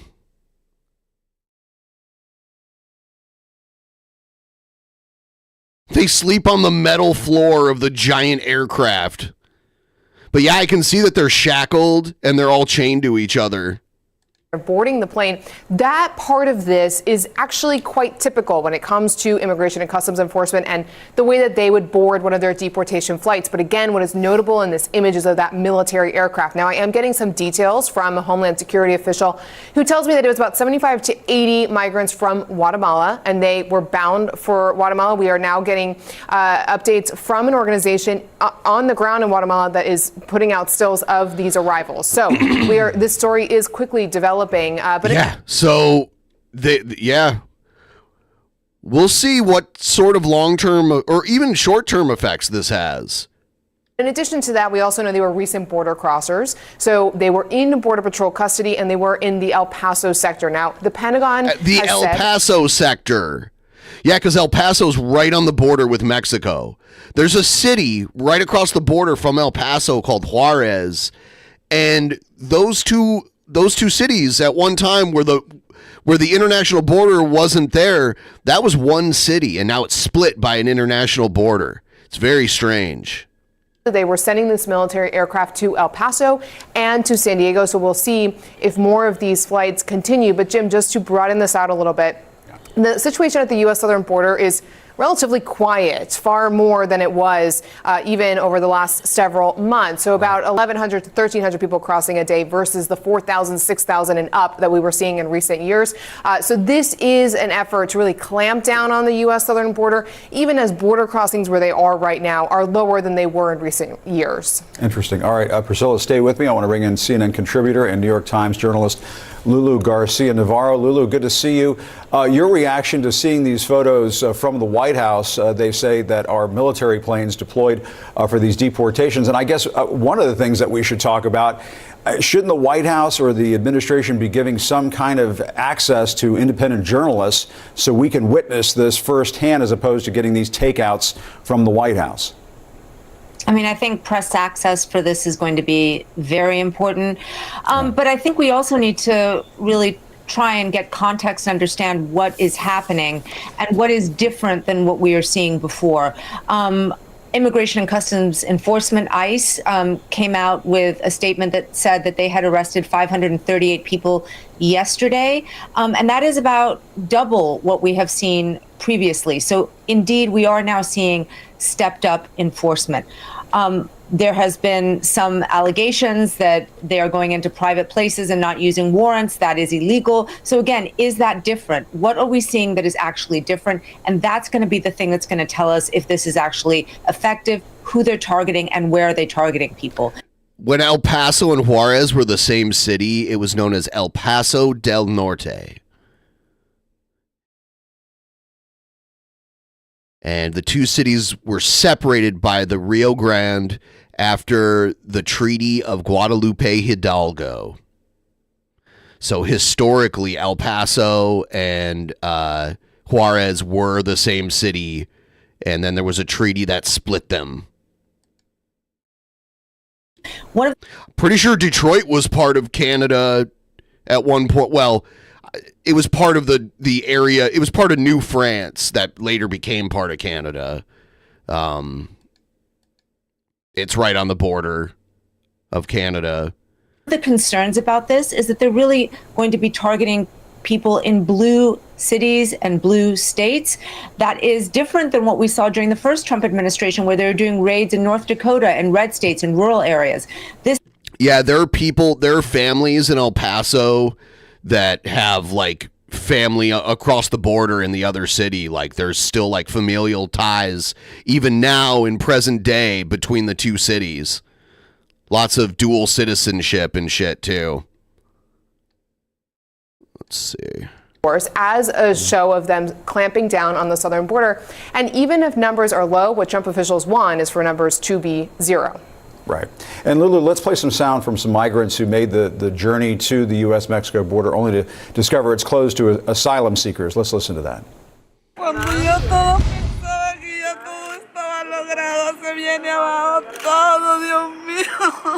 Yeah, like Detroit. This is so sad. Detroit, and this is in Juarez, you see? This is a woman being sent back across the El Paso border to Juarez. And when I was living in Albuquerque, people used to tell me that, you know, it was easy to travel just south down to El Paso. It was probably like a 5-hour drive or so. And people would go to Juarez, and it used to be a cool place to go and hang out. But I guess the crime there got really out of control. I never went down there. I know that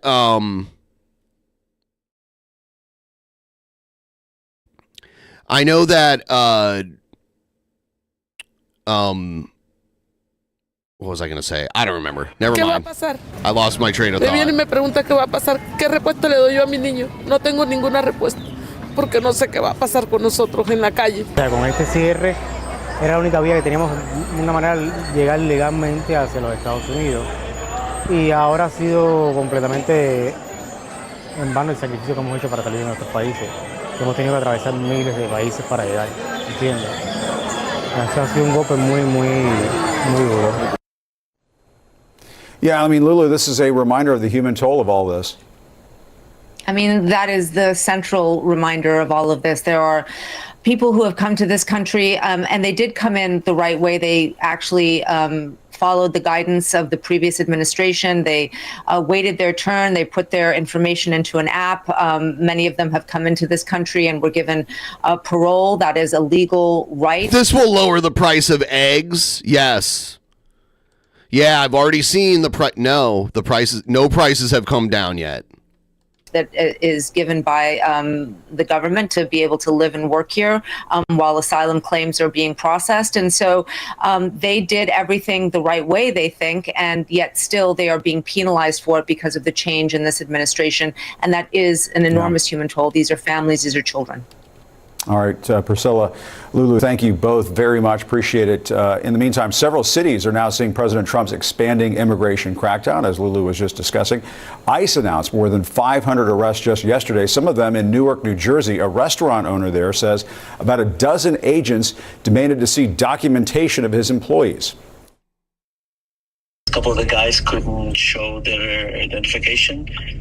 3 of them got arrested. 26 years in business, I've never seen anything like this. Now, Newark's mayor says ICE officers, quote, unlawfully terrorized his city and detained undocumented residents as well as... So Newark, New Jersey, right? That's where Newark is. It's in New Jersey, right?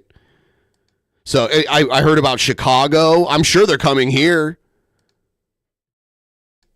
Some U.S. citizens. CNN has been unable to independently verify that, but the mayor is expected to speak later on this morning. Joining us now is the former acting director of ICE, John Sandweg. John, I guess what's your take? First of all, I want to ask you about Newark in just a moment, but we were just showing these images coming in from the White House. Of course, we have to remind our viewers these are images provided by the White House of migrants being loaded onto military transport planes. What was your reaction to that when you saw it? Jim, look, I think this is just the tip of the iceberg. I mean, the administration has essentially declared a war on immigration, not just at the border. Yeah, they've frozen all asylum seekers at this point. It's closed. This might be the most closed. I would say objectively, this is the most closed the border's been in my lifetime, right? Aside from like the COVID restrictions and shit, which it still was open. Like, I remember Canadians could come here, but I couldn't go to Canada during that time.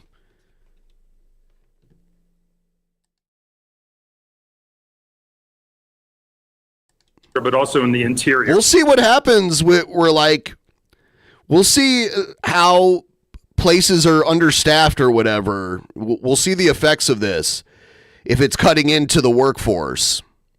And by that, I mean through these executive orders declaring this a foreign invasion, but also harnessing all the resources of the entire U.S. government, not just focusing or relying on the Department of Homeland Security to focus on immigration enforcement here, but pulling on DOD resources, pulling on Department of Justice resources. So look, historically, as Priscilla noted a moment ago, we've seen the military. I wonder what it's like in Home Depot's parking lot right now. Is that where ICE is hanging out waiting? Border. During the Obama administration, we called on National Guard to supplement the Border Patrol's resources, but they were in a very limited and supportive capacity, primarily providing and enhancing our surveillance capabilities at the border. The use of military transport planes certainly is unprecedented, and I really think this is just the beginning because I think, like was just mentioned, they're just trying to augment ICE resources and DHS resources in order to carry out the mass deportation.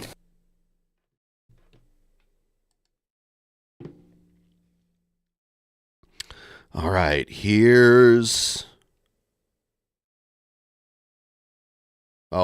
President Trump tells world business leaders to invest in the U.S. or else.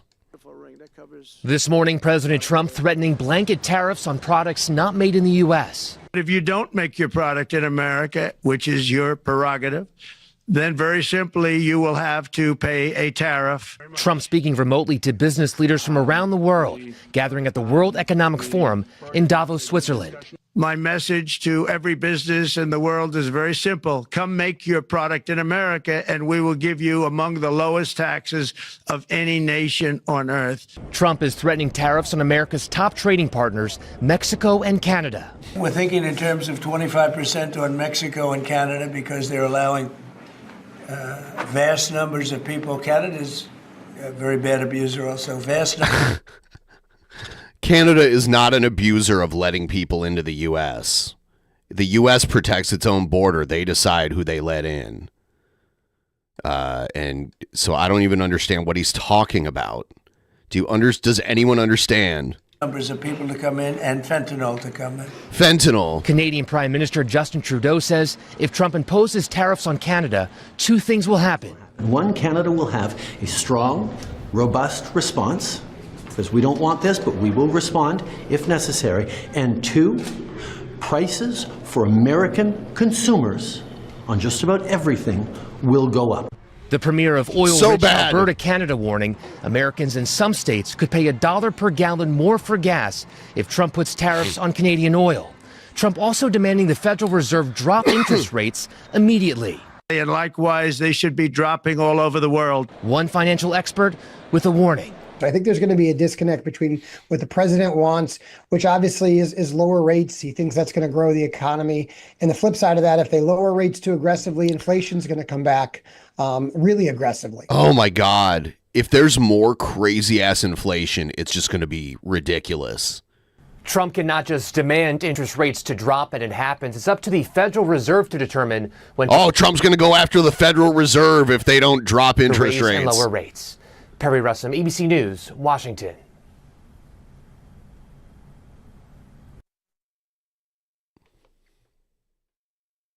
It's Biden's fault. What's this? Out of Washington, President Trump has signed an executive order demanding all documents related to the assassinations of John F. Kennedy, Robert F. Kennedy, and Martin Luther King Jr. to be released. Here's ABC's Andrew Dimber with the latest. Americans are one step closer to learning more about three of the biggest assassinations in U.S. history. This is interesting. I'm like, okay, whatever. I guess we can. So, like, this one, I'm not like, oh my God, how can he do that? I guess we'll see what it says. What did he declassify? RFK Jr. President Trump has signed an executive order to release all documents related to the killings of John F. Kennedy, Robert F. Kennedy, and Martin Luther King Jr. 99% of the JFK documents have been released, but thousands of files remain either partially or fully withheld. What remains is about 4,400 documents from That's a lot. A variety of federal agencies, primarily the CIA, that still contain some redactions, ranging from a word to a paragraph to a page to the whole document. Experts don't expect any bombshells from the files. Tom Samoluk, who serves on the board of directors at the JFK Library, says he reviewed all classified documents years ago. He tells our station in Boston the records will not reveal any smoking gun. There will be some puzzle pieces that will be put back in that will tell a more robust and rich story. Lee Harvey Oswald was identified as the sole gunman, but conspiracies abound. A former Secret Service agent with Kennedy at the time wrote a memoir in 2023 saying he found a bullet in the back of Kennedy's car. This'll lower the cost of eggs. But forgot until recently. His account. The bird flu right now is really raising the cost of eggs because chickens are dying. Challenge is the government's finding that a single bullet hit both Kennedy and Texas Governor John Connally. As for the MLK assassination, those documents could reveal more about allegations the FBI was complicit in his killing. The Justice Department determined James Earl Ray acted alone, but a congressional investigation found the years-long surveillance on King by FBI agents in order to undermine the civil rights leader was probably a felony. Okay. So there, yeah, I mean, that's just... Did we need an executive order for that? I don't know. Inconsequential. Oh, Let me make one final plea, Mr. President. Millions have put their trust in you. And as you told the nation yesterday... So this is a bishop at an Episcopalian church in D.C. and Trump was there. Let me make one final plea, Mr. President. Millions have put their trust in you. And as you told the nation yesterday, you have felt the providential hand of a loving God. In the name of our God, I ask you to have mercy upon the people in our country who are scared now. There are gay, lesbian, and transgender children in Democratic, Republican, and independent families, some who fear for their lives. And the people who pick our crops and clean our office buildings, who labor in poultry farms and meat packing plants, who wash the dishes Trump after is we eat in seething at restaurants this and point. work the night shifts in hospitals, they may not be citizens or have the proper documentation. But the vast majority of immigrants are not criminals. They pay taxes and are good neighbors. They are faithful members of our churches and mosques, synagogues, wadara, and temples. I ask you to have mercy, Mr. President, on those in our communities whose children fear that They're their all parents fake will be Christian taken away. churches. And that you help those who are fleeing war zones and persecution in their own lands to find compassion and welcome here. Our God teaches us that we are to be merciful to the stranger. For we were all once strangers in this land. All right, so because of this, oh shit, is it? That's weird. And then the audio's just cut. Why did the audio go out? Well, whatever. Yeah, so there was that. Here's someone that's mad about it. She's a representative trying to kiss Trump's ass. But people are smiling, right? They're in a good mood. It's quite refreshing. And I think they're doing that because they know it's a new day in America. Monday was a celebration for most Americans. However, not everyone is happy about the direction that our country is headed, which is actually disappointing. For example, yesterday at the National Prayer Service, the bishop was extreme in her views, extremely out of line and out of touch. And what she did was uncalled for. Perhaps we should pray for her. Why should anyone block or be opposed to President Trump's agenda? The American people expect us to deliver on the mandate in which they've given us. The days of negativity are over. That's why President Trump and House Republicans have already started to keep our promises. Promises to secure the border and unleash American energy and drain the swamp. Drain the swamp. Promises made, promises kept. Together, we will make the Trump can do no wrong doctrine is going to continue. America great again. Okay, so here's Trump demands apology from Bishop who urged mercy for immigrants. I ask you to have mercy upon the people in our country who are scared now. There are gay, lesbian, and transgender children in Democratic, Republican, and independent families. Right there to apologize to the American people for those remarks. The Reverend Marion Edgar Buddy delivering that plea to the president at Tuesday's National J.D. Vance is like, oh shit. Cathedral prayer service. As Trump looked on, she also pled for mercy for immigrants.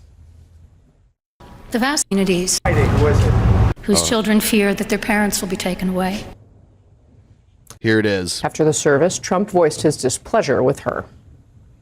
Not too exciting, was it? Not too exciting, was it? I didn't think it was a good service, no. They could do much better. Shortly after midnight, the president escalated his criticism of the bishop with this Truth Social post, quote, the so-called bishop who spoke at the National Prayer Service on Tuesday morning was a radical left hardline Trump hater. She brought her church into the world of politics in a very ungracious way. She was nasty in tone and not compelling or smart. Trump's okay when churches bring his politics in, though. He's okay with that. Trump goes on to say, Reverend Buddy owes the public an apology. Joining our panel, Jaime Moore, former chief of staff to DNC chair Jamie Harrison, former regional comms director for Biden in 2020.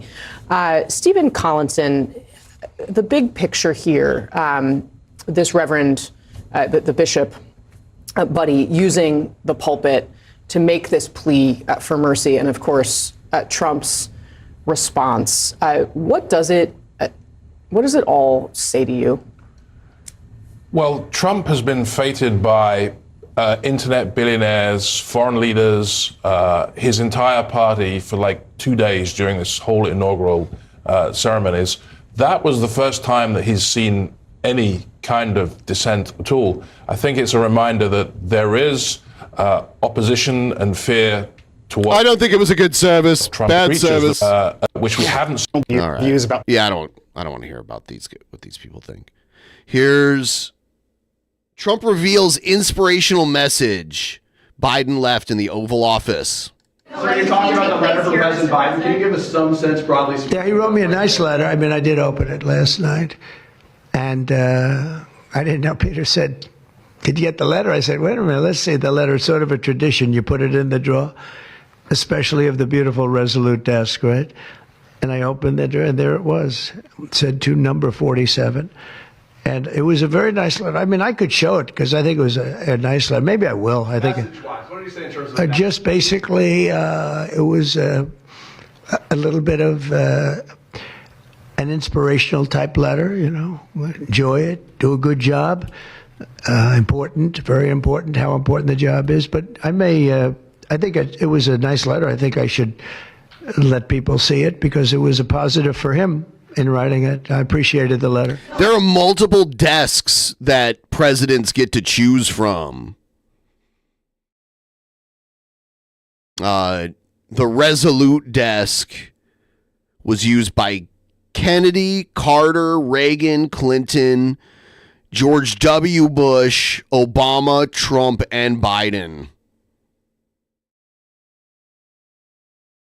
And it was made by salvaged wood from the HMS Resolute, so an old naval ship. That's really interesting.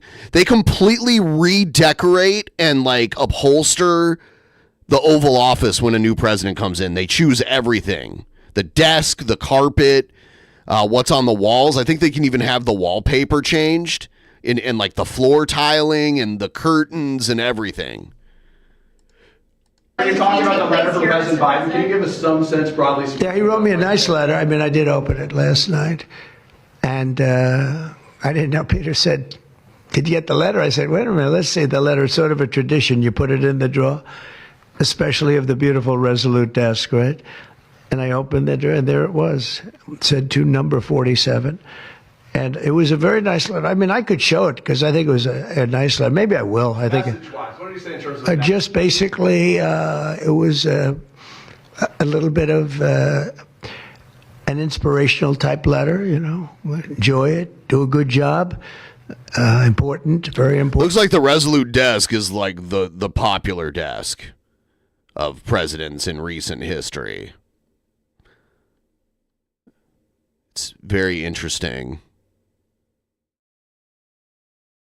Because Reagan used it, but then George H.W. Bush used a different desk called the C&O desk.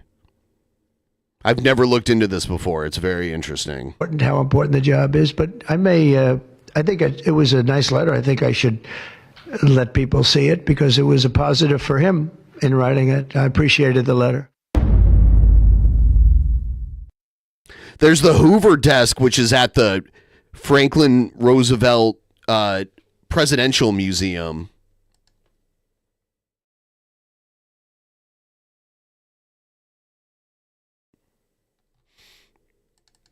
All right. I am going to take a quick break. I will be back in just a moment. Do not leave. Do not go anywhere. I will be right back.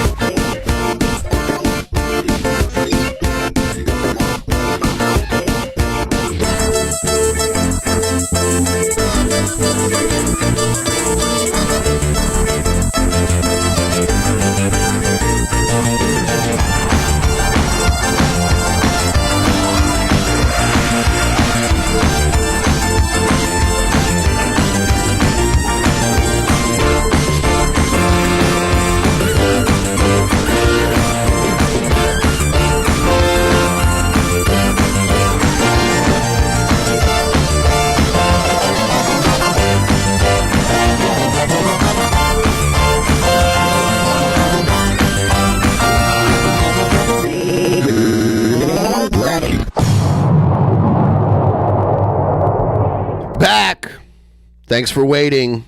Please like the stream. Thank you. Please like the stream and please help me get a little closer to the goal.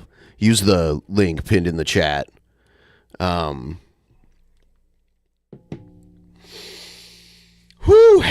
Lecter.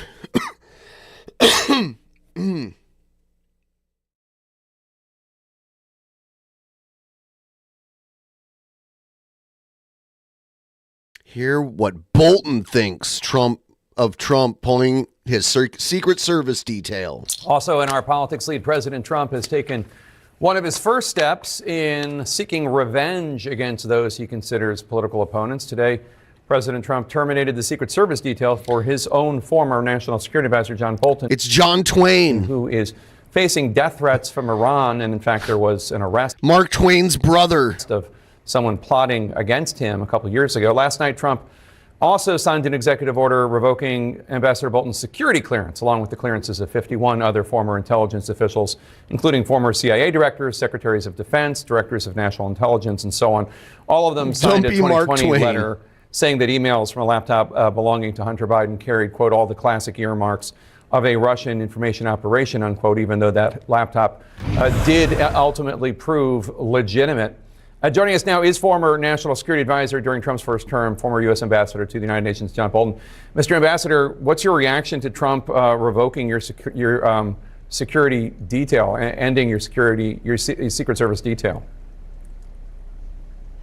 Well, I've had better days, that's for sure. This is, I think, typical of Trump the man. This is the kind of character or lack thereof who's now president.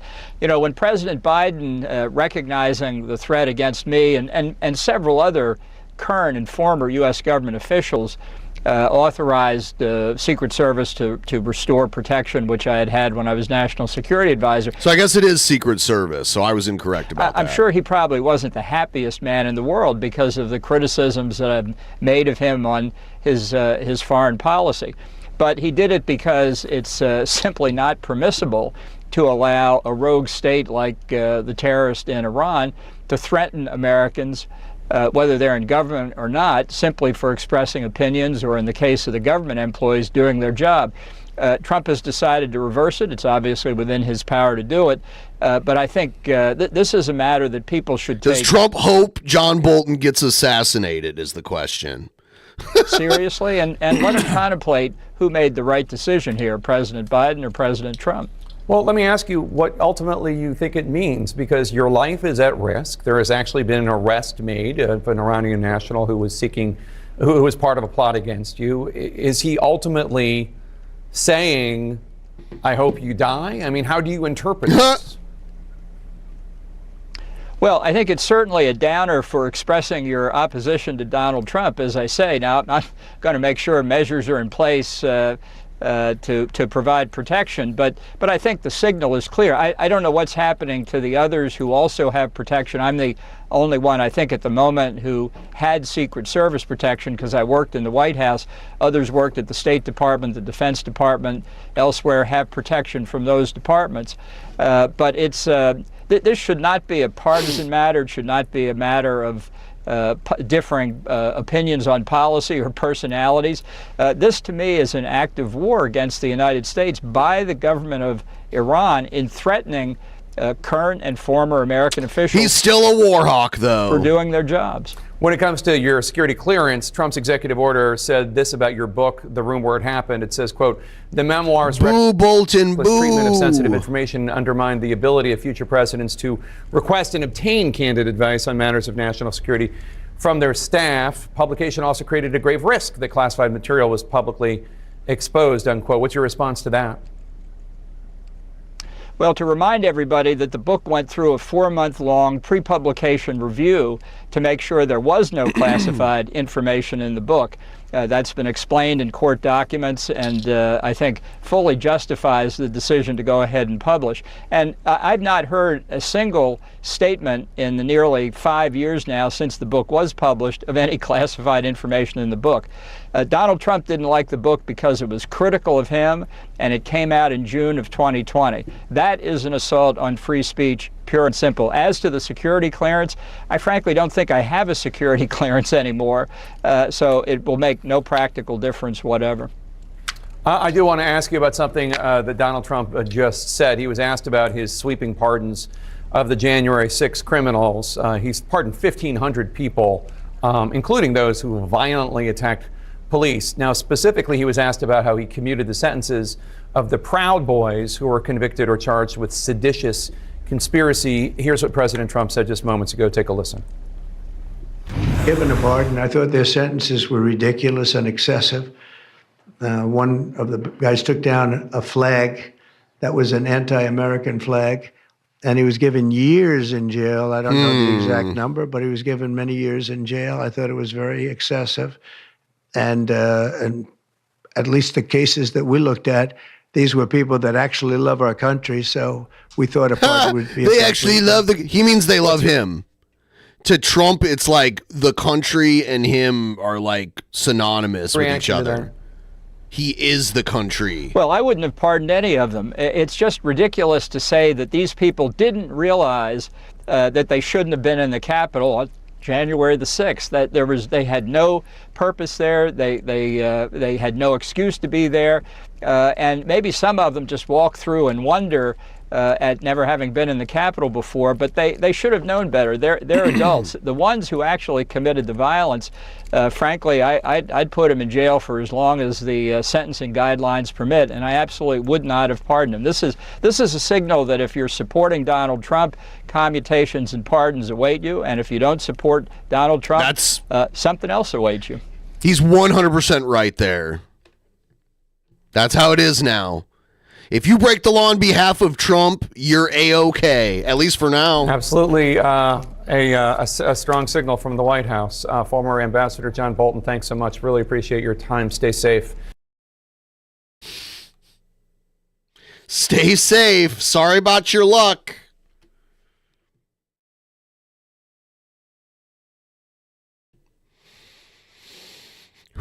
God, all this political bullshit.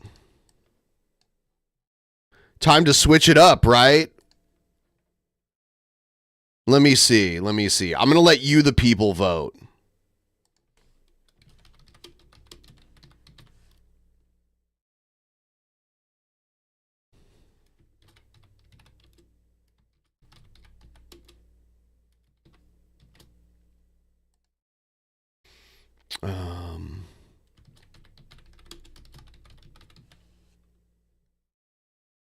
Let me see if there's something else over here, too.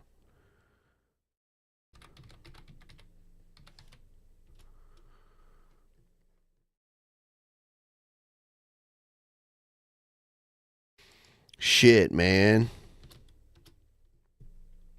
Cobra's channel is so hard to find.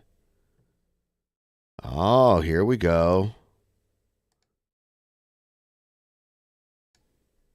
I'm putting some options for you guys to vote on.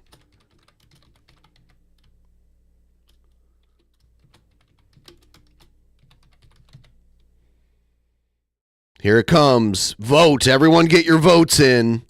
You're deciding the direction of the stream.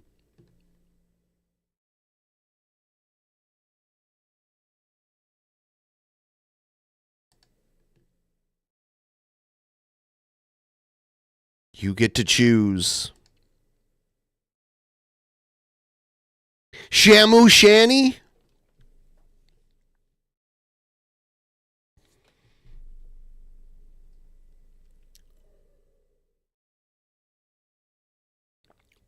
Someone help me get to 20%.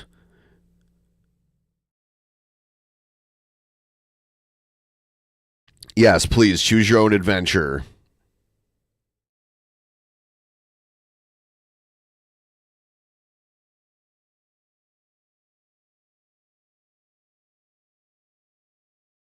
The Ham Planet Chronicles. Let me put up a timer before we close the poll.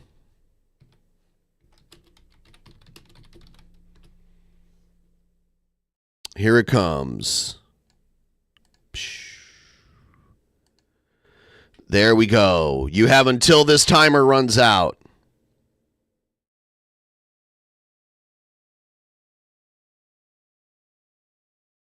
Get your votes in. And please like the stream.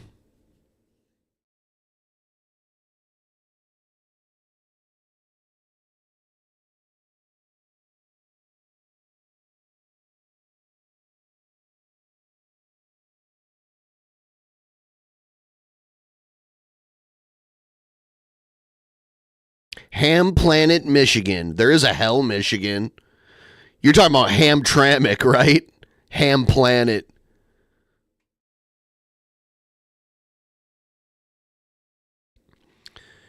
Ham Planet, Michigan. We got 2 minutes left. Get your 2 minutes. Get your votes in the next 2 minutes. Tell me what you want to see. Looks like most of the people who voted anyway. It's funny because there's over 100 live viewers, but there's only 37 votes, which is so strange that there's enough people that don't care to vote.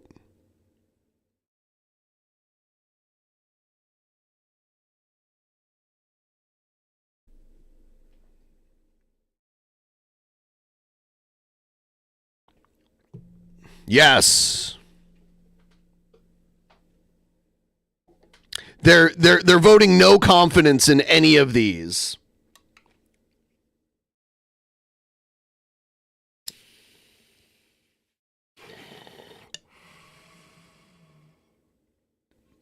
Maybe they're not voting because they see Shanny winning in a landslide now, and they're like, oh, I might as well not even vote. Why even put in the effort? We got less than a minute left.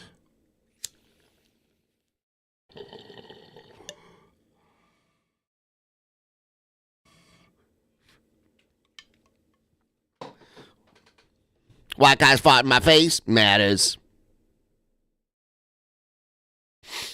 Please.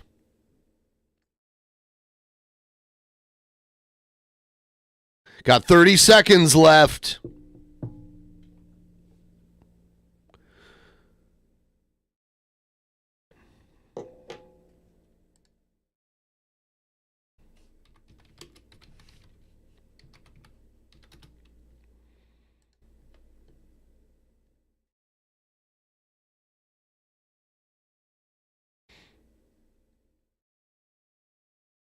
All right. 3, 2, 1. It's done. It's done. The poll is now closed, and Shanny wins. Shanny wins. Probably the first time she's won anything. Shit, I don't even know if I have the Shanny intro queued up. Do I? I don't. Damn. Oh, well, we're just going to watch the video. Here it is. Damn you. I'll put it in the ear pod and then put it in the other ear pod. So now she's back acting like nothing ever happened with the whole like Rev and Shanny broke up saga. And now Shanny's an advocate for missing children and trafficked children. There's a beep. Okay, there's a beep. There's a beep, Shanny. There's a beep. Yeah. Very. So, like, do they not know that there is there is someone getting their ass wiped again? There we go. Good for you. And then for audio, let me Why are you streaming while you're setting this up? let me see this real quick. Control. They were trafficked. Studio mode. There's no reason to stream this part. You should be setting this up before the stream starts. So they can hear it. We can hear everything. I mean, it's almost not like completely not noticeable that you got a earpiece in. It's kick ass. Let's start the show, shall we? Yeah. Hello. How are you? You already started it how long ago? Quite a while ago. Almost 4 minutes ago. Guys. Now she's going to show us, like, missing people, like missing like young women, like missing teenage girls, it looks like. And we're not allowed to attack Shani while she does this because it's like we're attacking these poor missing children. That's what she's doing right now. She's putting the faces of missing teenage girls up here to deflect criticism. Yeah. This is a serious one. See, she starts it off like, look how serious this is. So yeah, it's serious. So you shouldn't be covering it because you're a disgrace. So you should not be talking about this. I really don't want you in here. So you can leave. Oh, she's banning people from the chat. This is important. There is in my area, which is Shani talking about this does not help the cause at all. Pennsylvania, 19,111 missing children on the missingandexploitedchildren.org site. It's not all the missing children. Many of these children, they don't get Amber Alerts. They don't get news coverage. It's just kind of like here, we have it here, but it's... I mean, if they got news coverage, that's all the news would be. If there's 19,000 of them, right? But yeah, there is disproportionate reporting on who gets... National attention isn't normally what you need to find these people, though. Like, society doesn't take this seriously. And what do you have to do with that? What? Today, though, we're going to be focusing on, 1 minute. Oh, Lord. Jesus, help me. All right.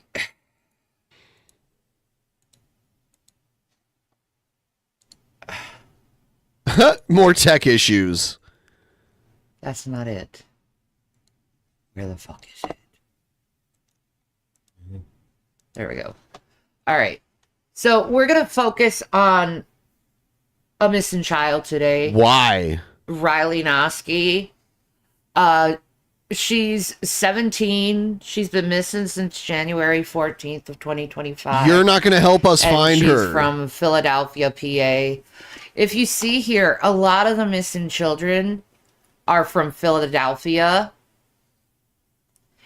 And it looks like a lot of them. You know, I'm wondering if does it have like Shani's GPS coordinates and it's like recommending ones that might be in her area? Because they all kind of seem to be close to where Shani lives.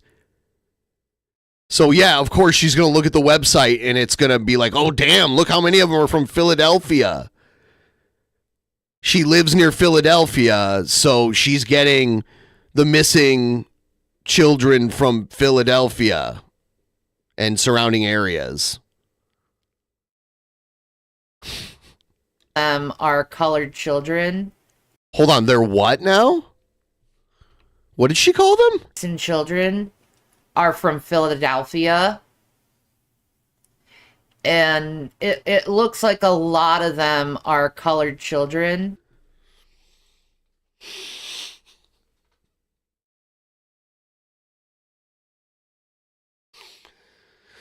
Oh, okay.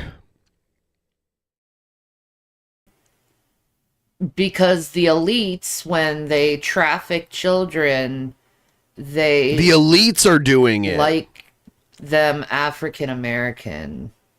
Oh, that's why. Fortunately. The elites just like it better that way. When they're getting trafficked. Or I mean, a lot of these might just be runaways. Like teenagers run away from home. That does happen. some kind of other ethnicity. It's kind of like it's horrible. I mean, it is horrible. There should not be so many children missing. She'll have to find her own kids first. Yes. Her own kids are not around. Okay, there's like 500,000 missing children. We're going to watch and discuss a video about it. We have Jason. Some are like abducted by their own parents from like their other parent. Like that'll happen. Jason here, by the way. Yeah, I'm here, guys. I'm here. Yeah, I'm here. Jason is here, by the way. I am here. She just assumes all these children are being trafficked by the elites. What's insane is it's the amount of them that are minorities. I know. Yeah, but it's not because the elites like minorities better. A lot of it has to do with like social class, and not all these are children. I'm seeing people that are like 30. So it's insane. The amount of them are minorities. Maybe they went missing when they were children. It's like one of them says age now 40. The amount of them is insane. It's because in sex trafficking, they are the ones they want. I don't know why. Trafficking. It's really, look at this, 1979. Yeah. I wonder if they're dead. Some of these people who've been missing since the 70s are probably not alive anymore. They could be. I mean, it's the same year. It could be like a serial killer. Well, I guess it was during that time that there was that type of thing going on. It's around the area. Yeah. These are like around each other. That's interesting. It's because they're giving you the ones that are close to you. Pennsylvania, parts of New Jersey. As we go down here, man. Steven Anderson. Mm-hmm. I mean, I know it's Steven Anderson. He don't look like that. No. Steven Anderson. I don't want to even think about that guy. Look at that. 1947. Man, she's got to be dead. She'd be 94. Yeah, she's got to be dead.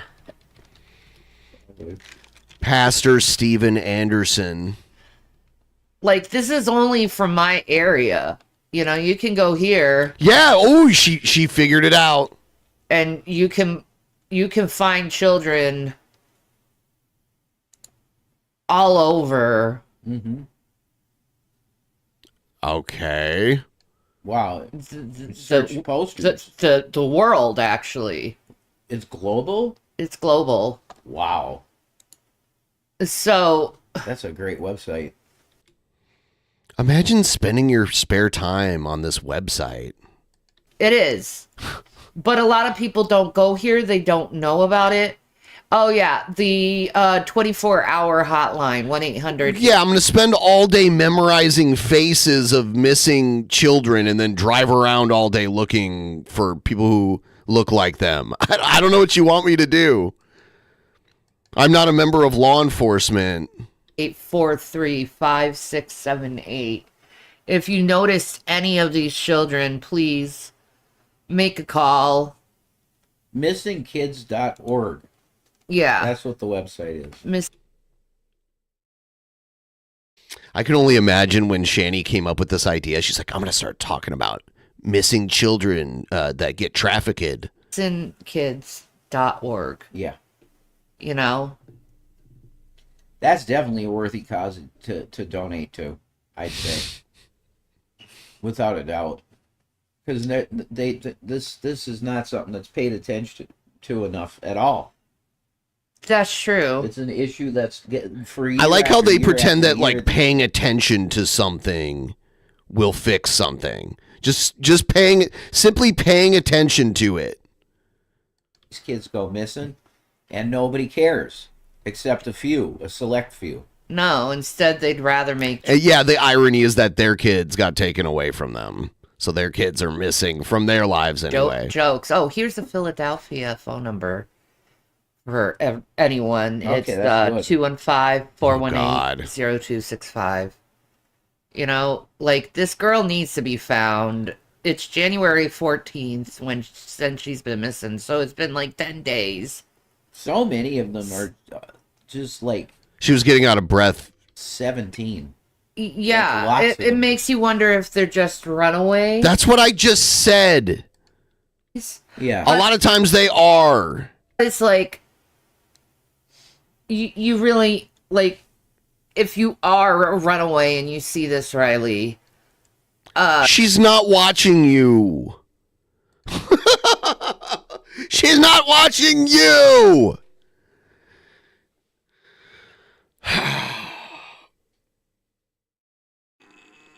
Oh, God. Please just get a hold of authorities so they know that you're okay.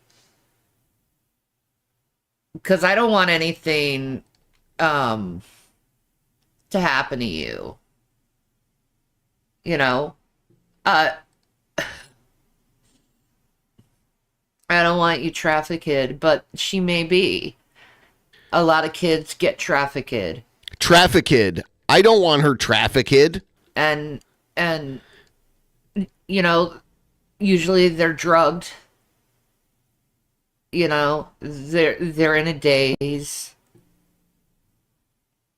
because of the type of drugs they give. You're easily susceptible to, like, obey people over that. So I'm gonna put it on here. This is Eric Adams talking on the 500,000 missing children, which is kind of funny because he is associated to Diddy. No, she really talks that way. She has a very strange way of talking, and trafficked is something she says. It's fucking, it's ridiculous, but that's just how it is. Trafficked. It is not an act. They try to act, but they fail at it. Like, they tried to act like they were broken up and that she moved out. I don't know why they tried that, maybe for sympathy, but they couldn't do it well. They got exposed eventually. We have 500,000 children who have sponsors in this country that we can't They still find. can't stop an echo when they play a video. They don't know how to do that. We can't find them. We don't know if they're doing child labor. We don't know if they're doing sex crimes. We don't know if they're being exploited. Oh, they figured it out. Your daughter.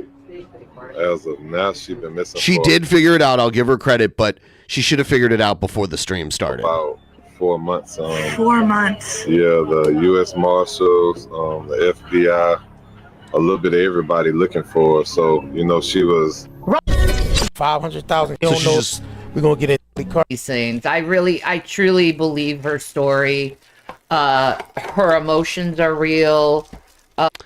Well, I mean, there's different ways you can have an echo in OBS. Part of the echo could be like if you're not wearing headphones and it's picking it up in the mic. But this sounded like she had two audio outputs on at the same time, and one was like a few seconds behind the other one. And that happens a lot. People will have like two audio inputs playing the same audio from like in two different ways.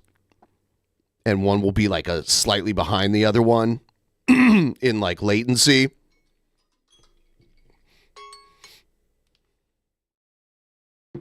Shit. Her body fat.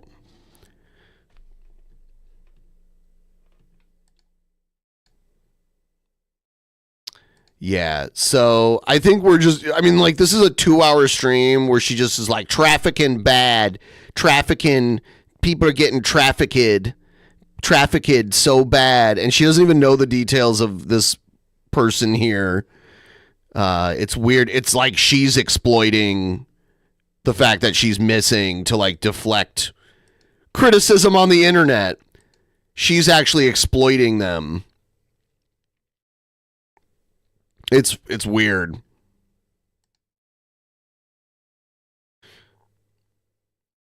She's like, why do you care about what I do? There's missing kids getting trafficked out there.